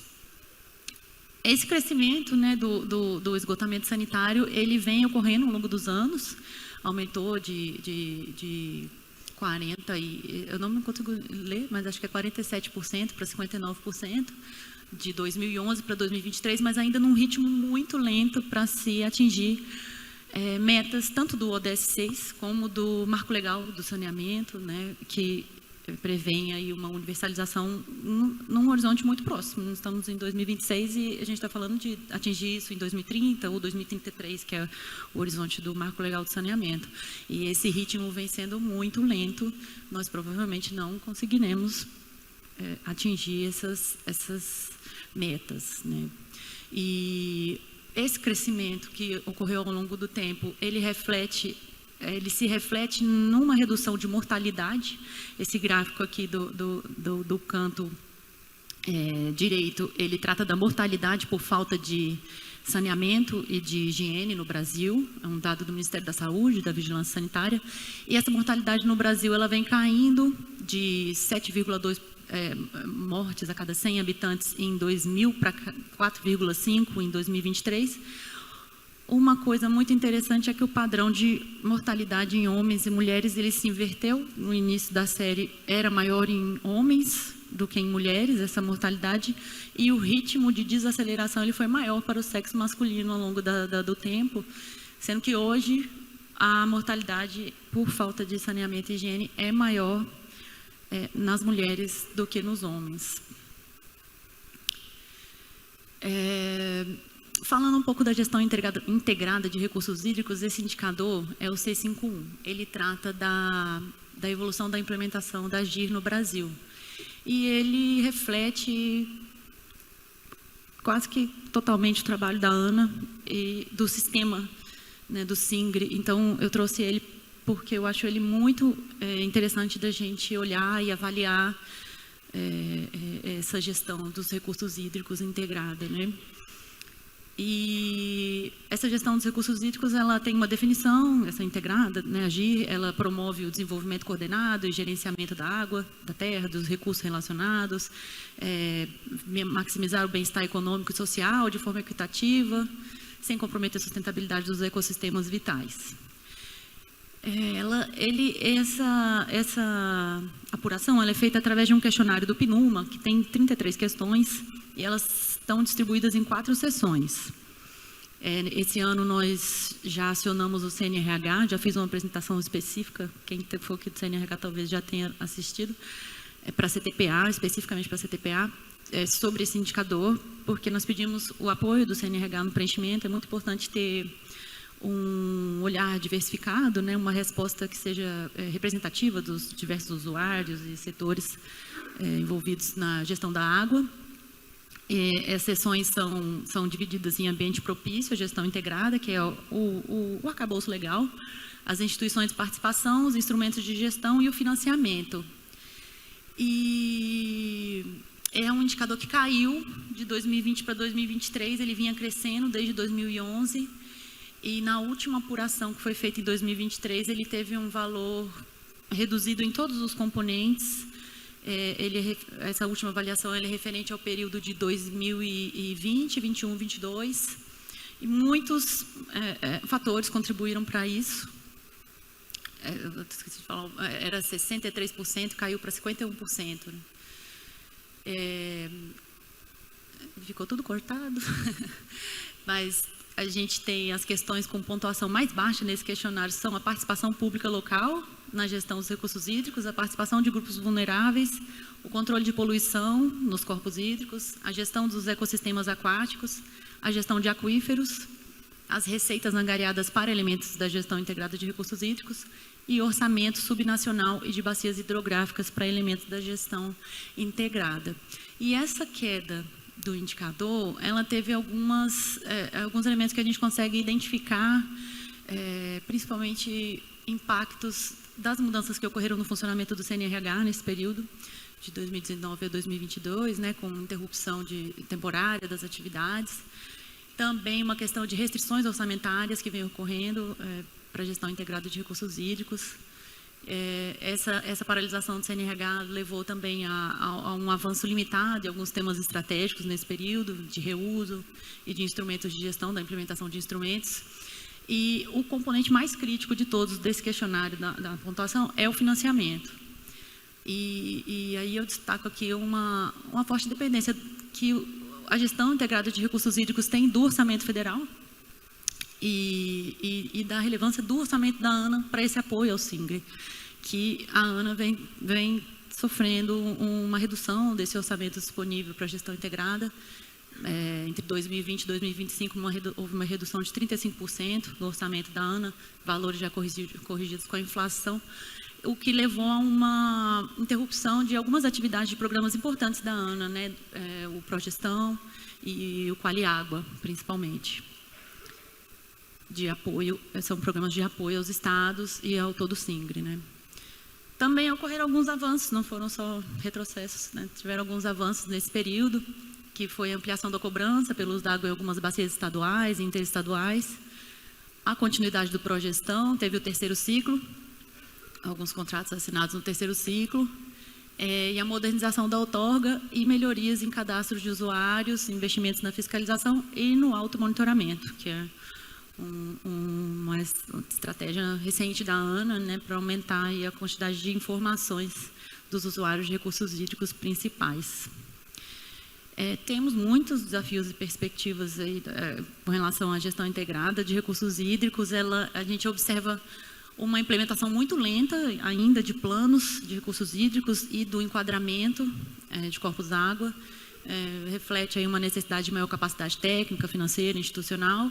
E temos o Plano Nacional de Recursos Hídricos 2022-2040 como um eixo central para fortalecer essa governança e avançar nesse indicador. Ele conversa totalmente com a gestão integrada de recursos hídricos, né? A implementação bem-sucedida do plano automaticamente leva a um aumento desse indicador. Como o Brasil, a nossa gestão de recursos hídricos, ela é participativa e descentralizada, nós fizemos um exercício de desagregação desse indicador nas unidades da federação e nas bacias interestaduais e enviamos para diversas instituições, diversos organismos de bacia, acho que foi no ano passado, e tivemos, mas algumas bacias não responderam e alguns estados não responderam, mas tivemos um resultado interessante.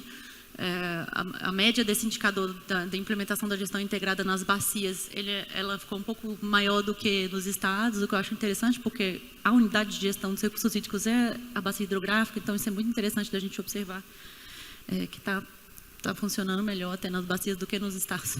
E eu vou enviar esse questionário de novo em breve, então, para a gente tentar obter mais informações para subsidiar aí uma análise de 30 anos da Política Nacional de Recursos Hídricos no ano que vem, vai fazer parte de uma avaliação grande da ANA, então já estou colocando aqui para estimular respostas, que em breve vamos enviar solicitação de resposta de novo.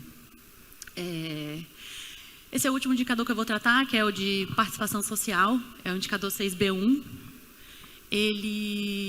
Eu acho ele interessante porque ele tem uma avaliação muito baixa para o Brasil, apesar de termos procedimentos legais e políticos para a participação das comunidades na gestão de recursos hídricos de saneamento definidos em lei para todos os setores avaliados, que é o abastecimento urbano e rural e saneamento urbano e rural, promoção de higiene, o nível de participação das comunidades locais é avaliado como baixo ou moderado. Não temos nenhum desses temas avaliados como um alto nível de participação. E aí fizemos um exercício de contabilizar conselhos municipais de saneamento básico e também comitês de bacia no Brasil. Essas são as instâncias participativas, né, que a gente tem dentro dessas duas políticas. E dos conselhos municipais de saneamento, em 2006 tinha 1,5% dos municípios tinham um conselho municipal de saneamento básico. Em 2023 esse percentual já era 32%. Cresceu bastante depois de 2010, depois de um decreto que exige que exista esses conselhos para ter acesso a recursos federais para o saneamento. Então teve um aumento desses conselhos.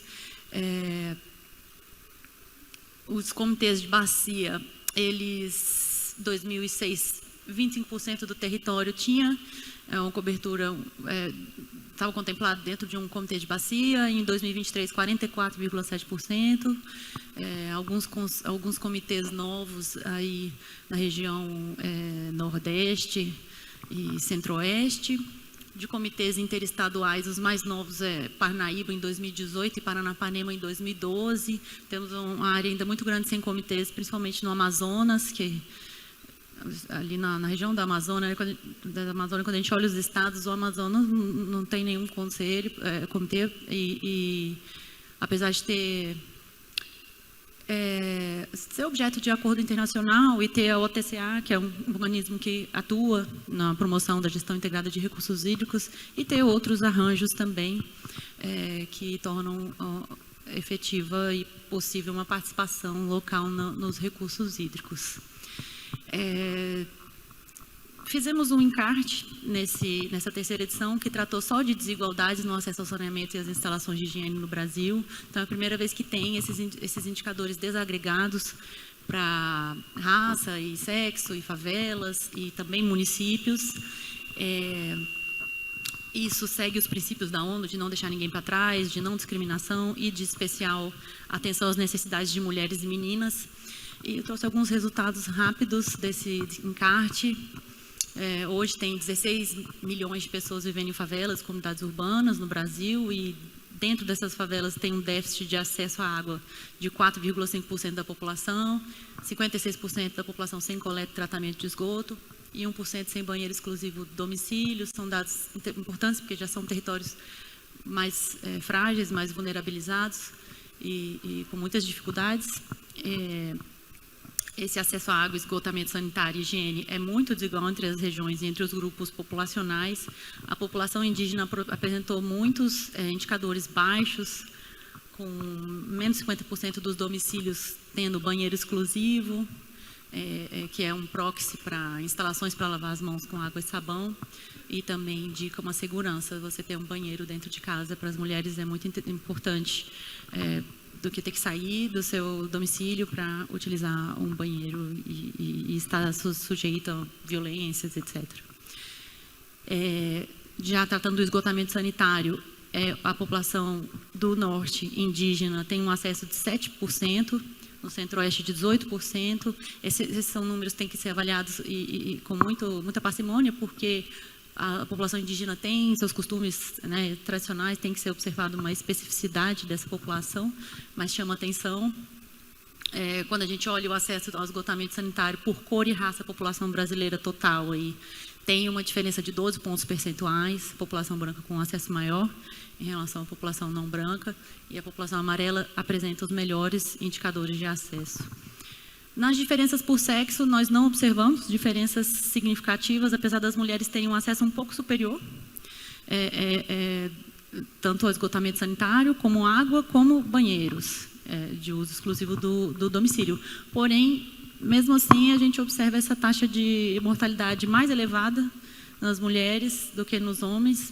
Então, isso é um indício de que realmente as mulheres elas estão mais vulneráveis à falta de acesso ao saneamento e à higiene, tendo mais papel de cuidado, de limpeza, de cuidar de filhos doentes e de buscar água quando não existe água ali disponível. Então, estão mais suscetíveis a essa falta de saneamento e de higiene. Existe um painel que foi remodelado e lançado no final do ano passado com mais informações e mais interatividade, onde qualquer pessoa pode consultar os indicadores para o seu município. Os indicadores de saneamento e de higiene eles estão disponíveis por sexo, por favela, para o Brasil, unidades da federação, regiões e municípios. A pessoa coloca aqui o município, ela consegue encontrar os indicadores. E dentro das favelas também tem a desagregação de sexo e raça. Tá? Eu vou passar muito rápido essas conclusões, porque eu já passei aqui do meu tempo esgotado. Mas é mais para dizer que o ODS 6 ele tem essa compilação de dados muito interessante que traduz uma resiliência hídrica e traz metas mensuráveis e operacionais. E o nosso objetivo com esse monitoramento é orientar políticas públicas e alavancar ações para atingir essas metas, melhorar a segurança hídrica, o desenvolvimento sustentável. E a ANA tem esse papel central no monitoramento dos indicadores e no apoio à gestão integrada. É muito importante continuar os programas da ANA que têm funcionado ao longo dos anos, reforçar o Progestão, o Qualiágua, o Produtor de Águas, que tem esse caráter de apoio ao sistema, né? E trabalhar na implementação do Plano Nacional de Recursos Hídricos, ampliar o monitoramento de qualidade da água, que tem sofrido cortes por conta dessa restrição orçamentária, e implementar o marco legal do saneamento de forma a acelerar essa universalização dos serviços. Tem um potencial muito grande de realmente acelerar essa universalização, mas ainda não foi observada aqui nos nossos dados. Muito obrigada. Obrigado, Marcela. Fica já o convite, ela só falou 4, tem mais 7 aí.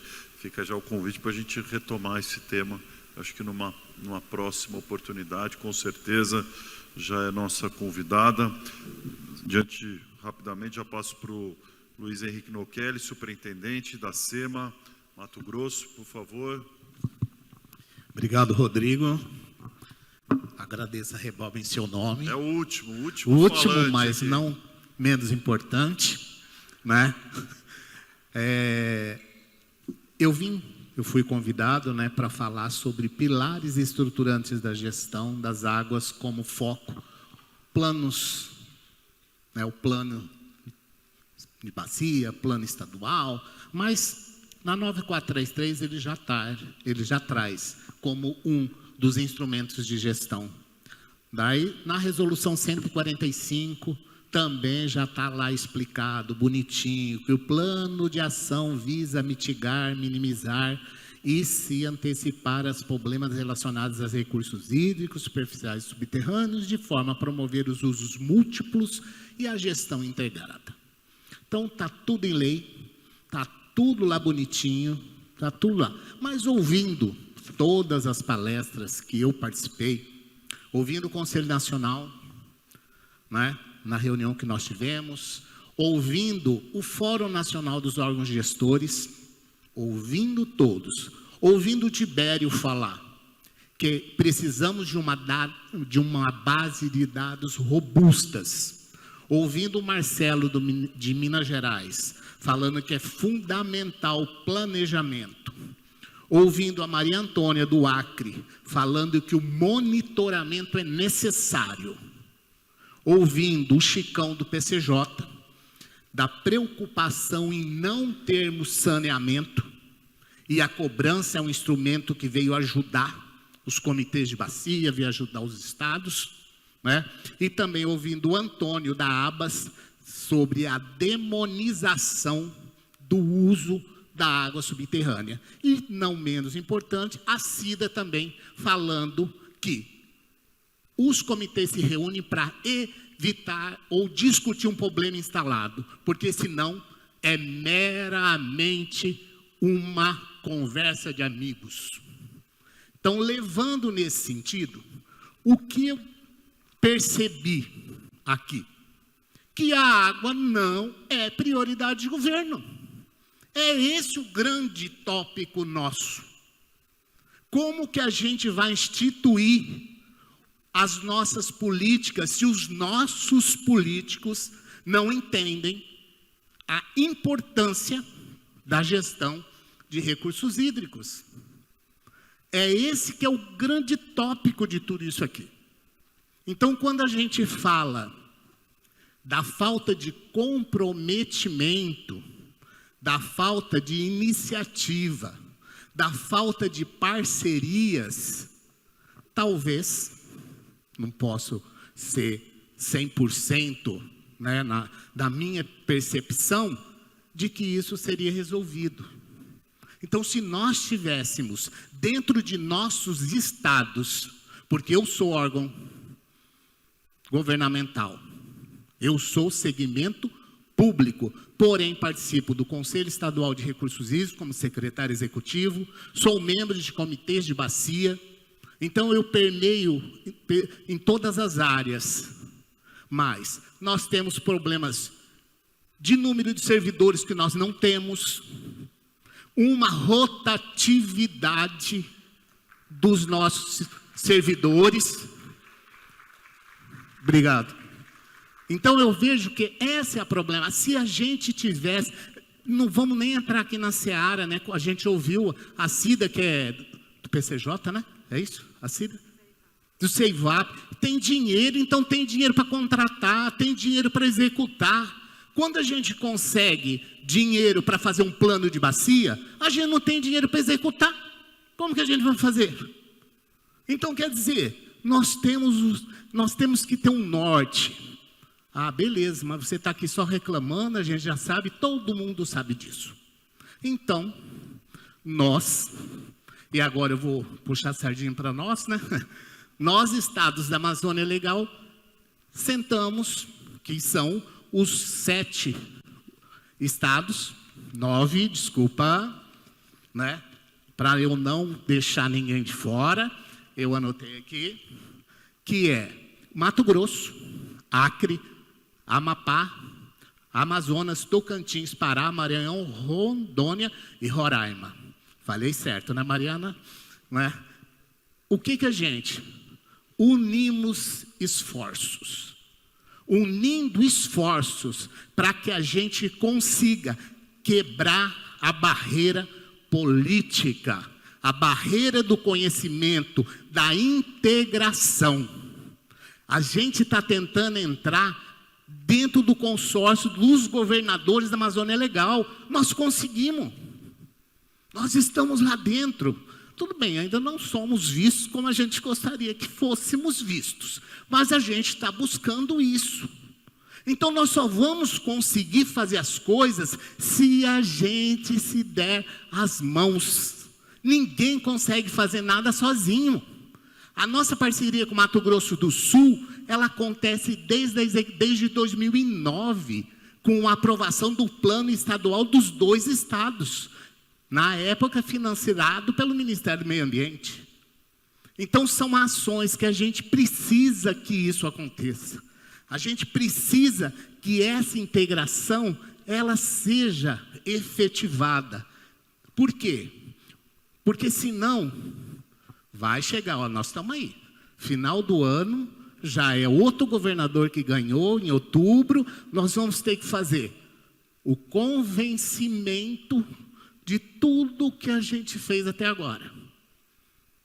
Então, Mato Grosso tem um fundo estadual de recursos hídricos, mas os outros não têm. Minto, Tocantins também tem, né? Dos 9 estados da Amazônia Legal.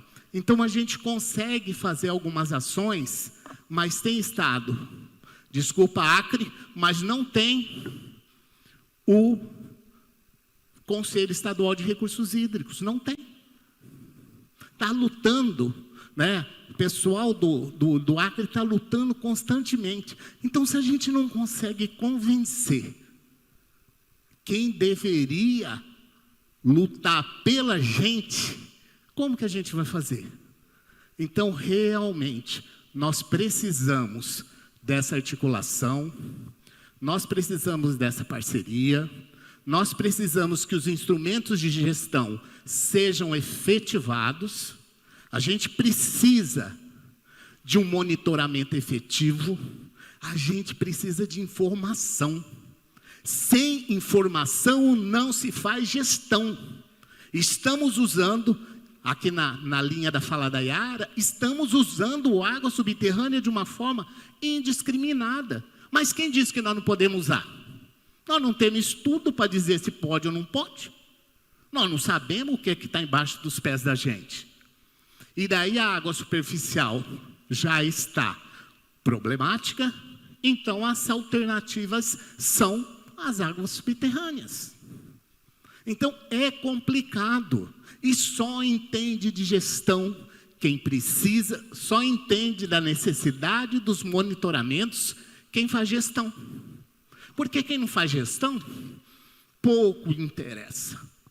Então justamente é isso que a gente precisa. Esse fórum trazendo essas discussões é fundamental. A iniciativa privada é muito fácil, modo de dizer. Quem tem dinheiro, tá, vamos nessa linha, né? Por quê? Para a gente comprar uma caneta, a gente demora 6 meses, 8 meses, às vezes a gente não compra. Porque deu deserto, porque a ata não funcionou, então a problemática. Eu tenho uma amiga dentro da nossa estrutura, que ela fala, nós somos perseverantes. Porque se nós não formos perseverantes, se cada não que a Agenda Azul teve, ficasse, não vai dar certo, gente. Quando que nós começamos? 2017. Agora, nós conseguimos entrar dentro do Parlamento Amazônico. Vocês sabiam que existe o Parlamento Amazônico? As 9 assembleias legislativas da Amazônia convidou, gente. Convidou não, nós nos convidamos. Daí fomos aceitos. Então a gente está articulando politicamente. Então a gente só vai conseguir fazer uma gestão efetiva, uma gestão responsável, se a gente tiver dinheiro, porque não se faz nada se a gente não tiver dinheiro, infelizmente é assim que funciona, que a gente não tenha que a gente tenha servidores para trabalhar com a gestão e esses servidores não tenham muita rotatividade. Eu sou servidor de carreira, eu tenho 28 anos que eu trabalho na política de recursos hídricos, mas toda mudança de governo, e eu passei por muitos, é um convencimento específico. Isso, primeiro, ele demora mais ou menos uns 6 meses para chamar você para a sala dele, né? Então, é complicado. É muito complicado quando a gente fala. E esses momentos que a gente está aqui, da gente estar discutindo, da gente estar trocando figurinhas, que a gente esteja entendendo, ouvindo os outros estados, isso é fundamental. A gente leva para nós o que é bom, né? Nada se cria, tudo se copia, né, Thalia? Então, é justamente isso que a gente precisa. Um plano é simples, vamos dizer, né? Você consegue contratar.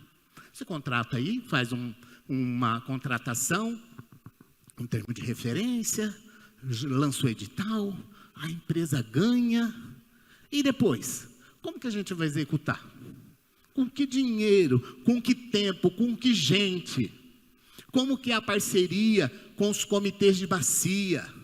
Os comitês de bacia já falam, eu não consigo fazer a divulgação, eu não consigo trazer essas pessoas para discutir, porque a gente não tem nem um coffee break para poder receber esse povo. E a gente sabe, né, que a comida chama a gente, porque é bom comer, né? Entende? É justamente isso, a gente precisa que a gestão de recursos hídricos seja de fato encarada, que a água seja encarada como um alicerce, como uma meta do governo, como um grande programa, e não em todas as secretarias que eu vejo, ela está sempre aquém. O licenciamento sempre está aqui e a gestão de recursos hídricos sempre embaixo. Então, o objetivo nosso, né? Nosso grupo aqui, somos firmes, vamos continuar. O ano que vem, como que a gente vai continuar, a gente não sabe ainda, mas vamos continuar. Mas a gente consegue mais quando a gente está de mãos dadas. A gente consegue ser ouvido melhor, a gente consegue interagir melhor. De repente, um secretário ele não está muito bem, mas o outro está. Então, a gente vai tateando. Infelizmente, a gente não pode pular essas etapas. A etapa da gestão, ela tem que passar pelo secretário de Estado. Nós temos que convencê-lo. Não deveria ser assim, né? Mas nós temos que convencê-lo que a gestão de recursos hídricos, porque é lindo na hora que todo mundo fala, meu Deus do céu, de 100% de uso de 100% de 100 empreendimentos, 99 usa água. Lindo e maravilhoso, né? Mas de onde está vindo essa água? Como é feita essa gestão? Quanto que a gente tem de saneamento? Eu sou engenheiro sanitarista, formado pela Universidade Federal de Mato Grosso, né? Sou, né, Léo? E lá, eu cansei de ouvir, na época que eu estudava, isso já faz um tempo atrás, que ninguém queria fazer nada de esgotamento sanitário, porque era enterrado e não daria para você fazer botar um lacinho lá e puxar para inaugurar. Esses eram os nossos políticos. Graças a Deus melhorou bem, né? Mas que precisa melhorar, precisa melhorar. Então, eu acho que o plano, ele é fundamental. Ele dá o norte, ele dá para onde você quer caminhar. Mas isso se a água fosse, de fato, um programa de governo, uma ação acima de qualquer dos outros políticas de recursos hídricos, porque ela está na política ambiental, na política de residual, de saneamento, de mudanças climáticas. E é isso que eu gostaria de passar para vocês. Eu acho que é talvez um desabafo, né? Mas eu acho que vale a pena, porque esse é o momento da gente estar passando um pouco do que a gente viveu e torcendo para que a gente consiga louros no menor tempo possível. Obrigado. Obrigado, Nokele. Eu estou muito feliz com todas as apresentações, mas muito triste porque o nosso tempo acabou. Então eu peço aqui para a minha Academia Estrela Guia estar aqui.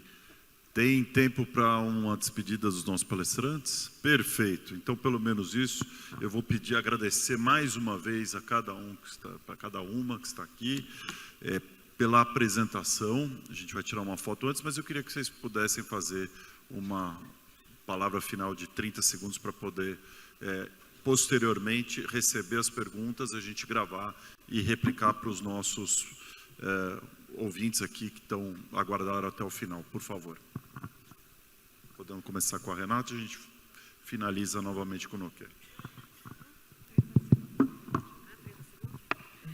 Eu acho que o painel foi excelente, eu aprendi muito com vocês, aprendi um entusiasmo também. Você falou da vida, né, dos funcionários públicos. Meu pai e minha mãe são funcionários públicos. Para o desgosto de meu pai, eu sou da iniciativa privada. Mas eu acredito muito, assim, a beleza do recurso hídrico é exatamente o seu desafio, que é a integração e o engajamento. Eu acredito muito, assim, Renata falando, tá? Em parcerias, parceria público-privada, parceria privada-privada, público-público, enfim. Eu acho que esses momentos de conversa são essenciais para a gente conseguir conversar melhor, encontrar parceiros e tal, porque ninguém faz sozinho, principalmente na água, né? Então, a gente está falando de água, de esgoto, de água superficial, de água subterrânea, de hoje, de amanhã, de comunidades quilombolas, comunidades indígenas, enfim, de várias pessoas. Então, eu acho que o primeiro passo a gente está dando, que é conversar, que é encontrar soluções. E eu acho que é isso. Eu acho que o desafio do recurso hídrico é exatamente esse, é colocar todo mundo para conversar e tentar achar uma solução junto, né? Para que tudo funcione. É isso. Obrigada por terem ouvido. Foi um painel muito engrandecedor. Obrigada a vocês. Aprendi muito. Muita honra estar aqui com vocês. Obrigada, Renata. Também vou agradecer, é claro, agradecer aos meus colegas de painel. Foi maravilhoso. Obrigada, Rodrigo. Agradecer ao governo do Maranhão, né, por esse espaço aqui para a gente. Nokele, vou resgatar a parte positiva, né? Nós trabalhamos muito e muito bem até aqui. Eu falei, né, lei, Agência Nacional de Águas, comitês de bacia, a Marcela mostrou em números, está tudo lá, exatamente, está tudo lá, números que não mentem, a gente está indo bem. Vou fazer um merchandising, né, Nokele? Nós trabalhamos muito, a despeito dos governos, a despeito dos contingenciamentos. A gente está aqui para subsidiar, para explicar, para mostrar nossa força. Gente, a gente trabalha com água, que é a coisa mais importante, e fazer um merchandising aqui, né? A gente está nesse momento compartilhando experiências, vendo, né, experiências da iniciativa privada, dos comitês de bacia, dos governos estaduais, do governo federal. Nós vamos ter um grande evento internacional no Rio de Janeiro em junho, no nosso cartão postal, na Baía de Guanabara. A Rebob está nos apoiando na realização desse evento. É a cúpula mundial de organismos de bacias hidrográficas. A Larissa falou, a diretora Larissa falou também aqui de manhã, no encerramento da fala dela. Então fica essa mensagem positiva para que a gente possa discutir mais e ouvir mais experiências para vencer os desafios que continuam postos e agravados pelas mudanças climáticas. Obrigada.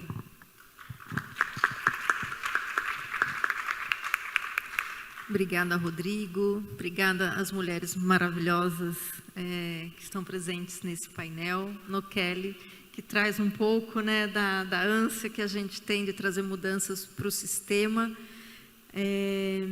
Eu acho que esse painel, para mim, ele traz mais inquietação, no sentido de...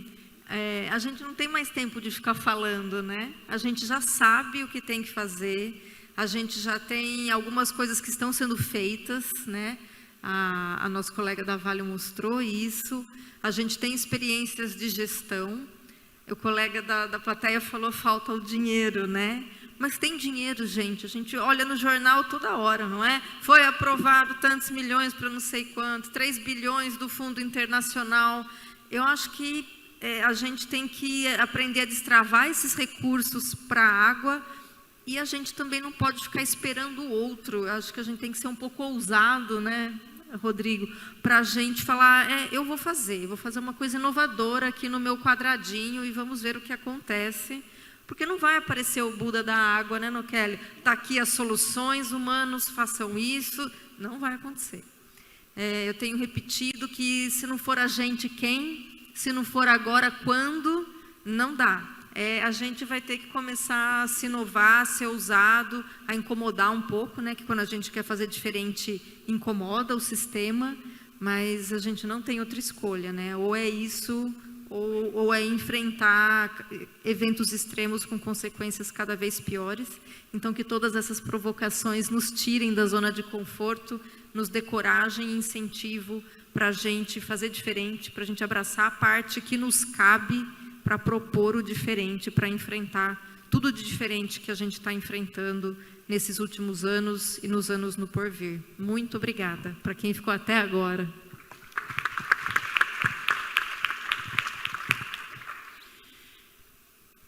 Difícil controlar essa inquietação que o Nokeli floresceu em todos. Mas a situação é essa. Essa é a situação.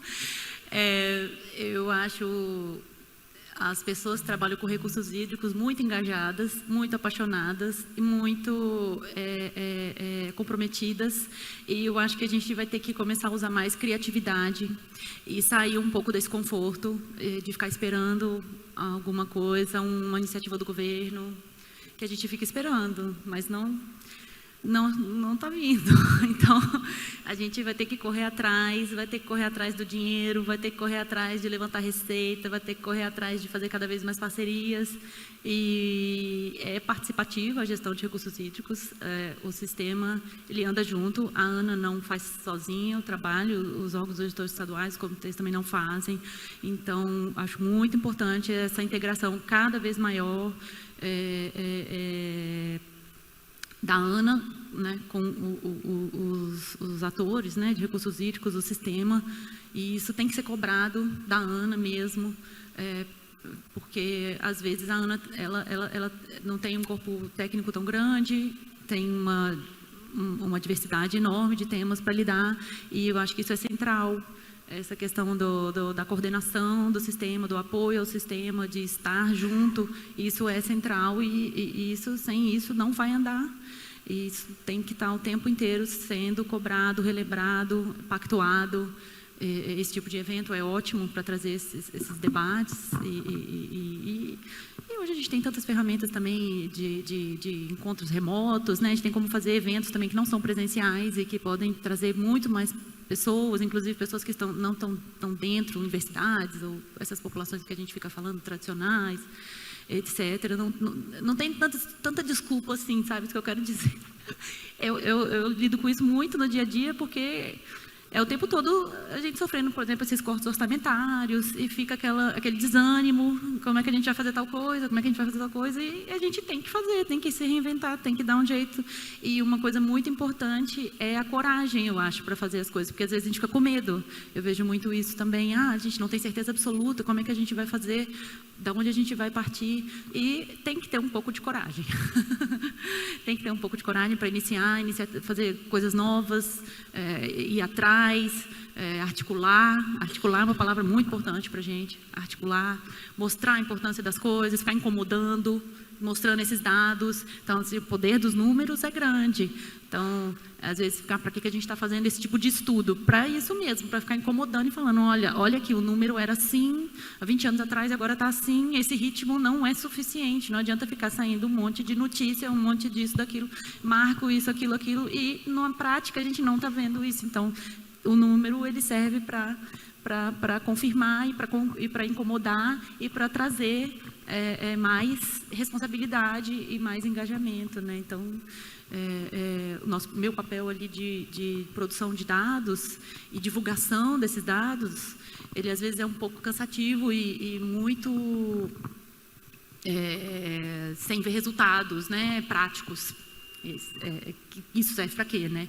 Mas isso serve exatamente para dar esse panorama e esse diagnóstico e trazer as reflexões e as provocações e estimular novas ações. Então, obrigada. Eu só tenho a agradecer por estar aqui e poder participar desse debate, né, e trazer essas reflexões e esses números. Adorei a sua inquietação que você provocou aqui. Muito obrigada. Bom, a Marcela falou uma coisa que temos que agradecer à Agência Nacional de Águas. Ela é a nossa parceira, nossa apoiadora nas ações da Agenda Azul, tudo que ela pode fazer, e as nossas solicitações sempre são atendidas, né? Então, agradeço a Ana em seu nome, né? O grupo nosso é o grupo técnico da Agenda Azul. Eu não falei que a gente tinha um grupo.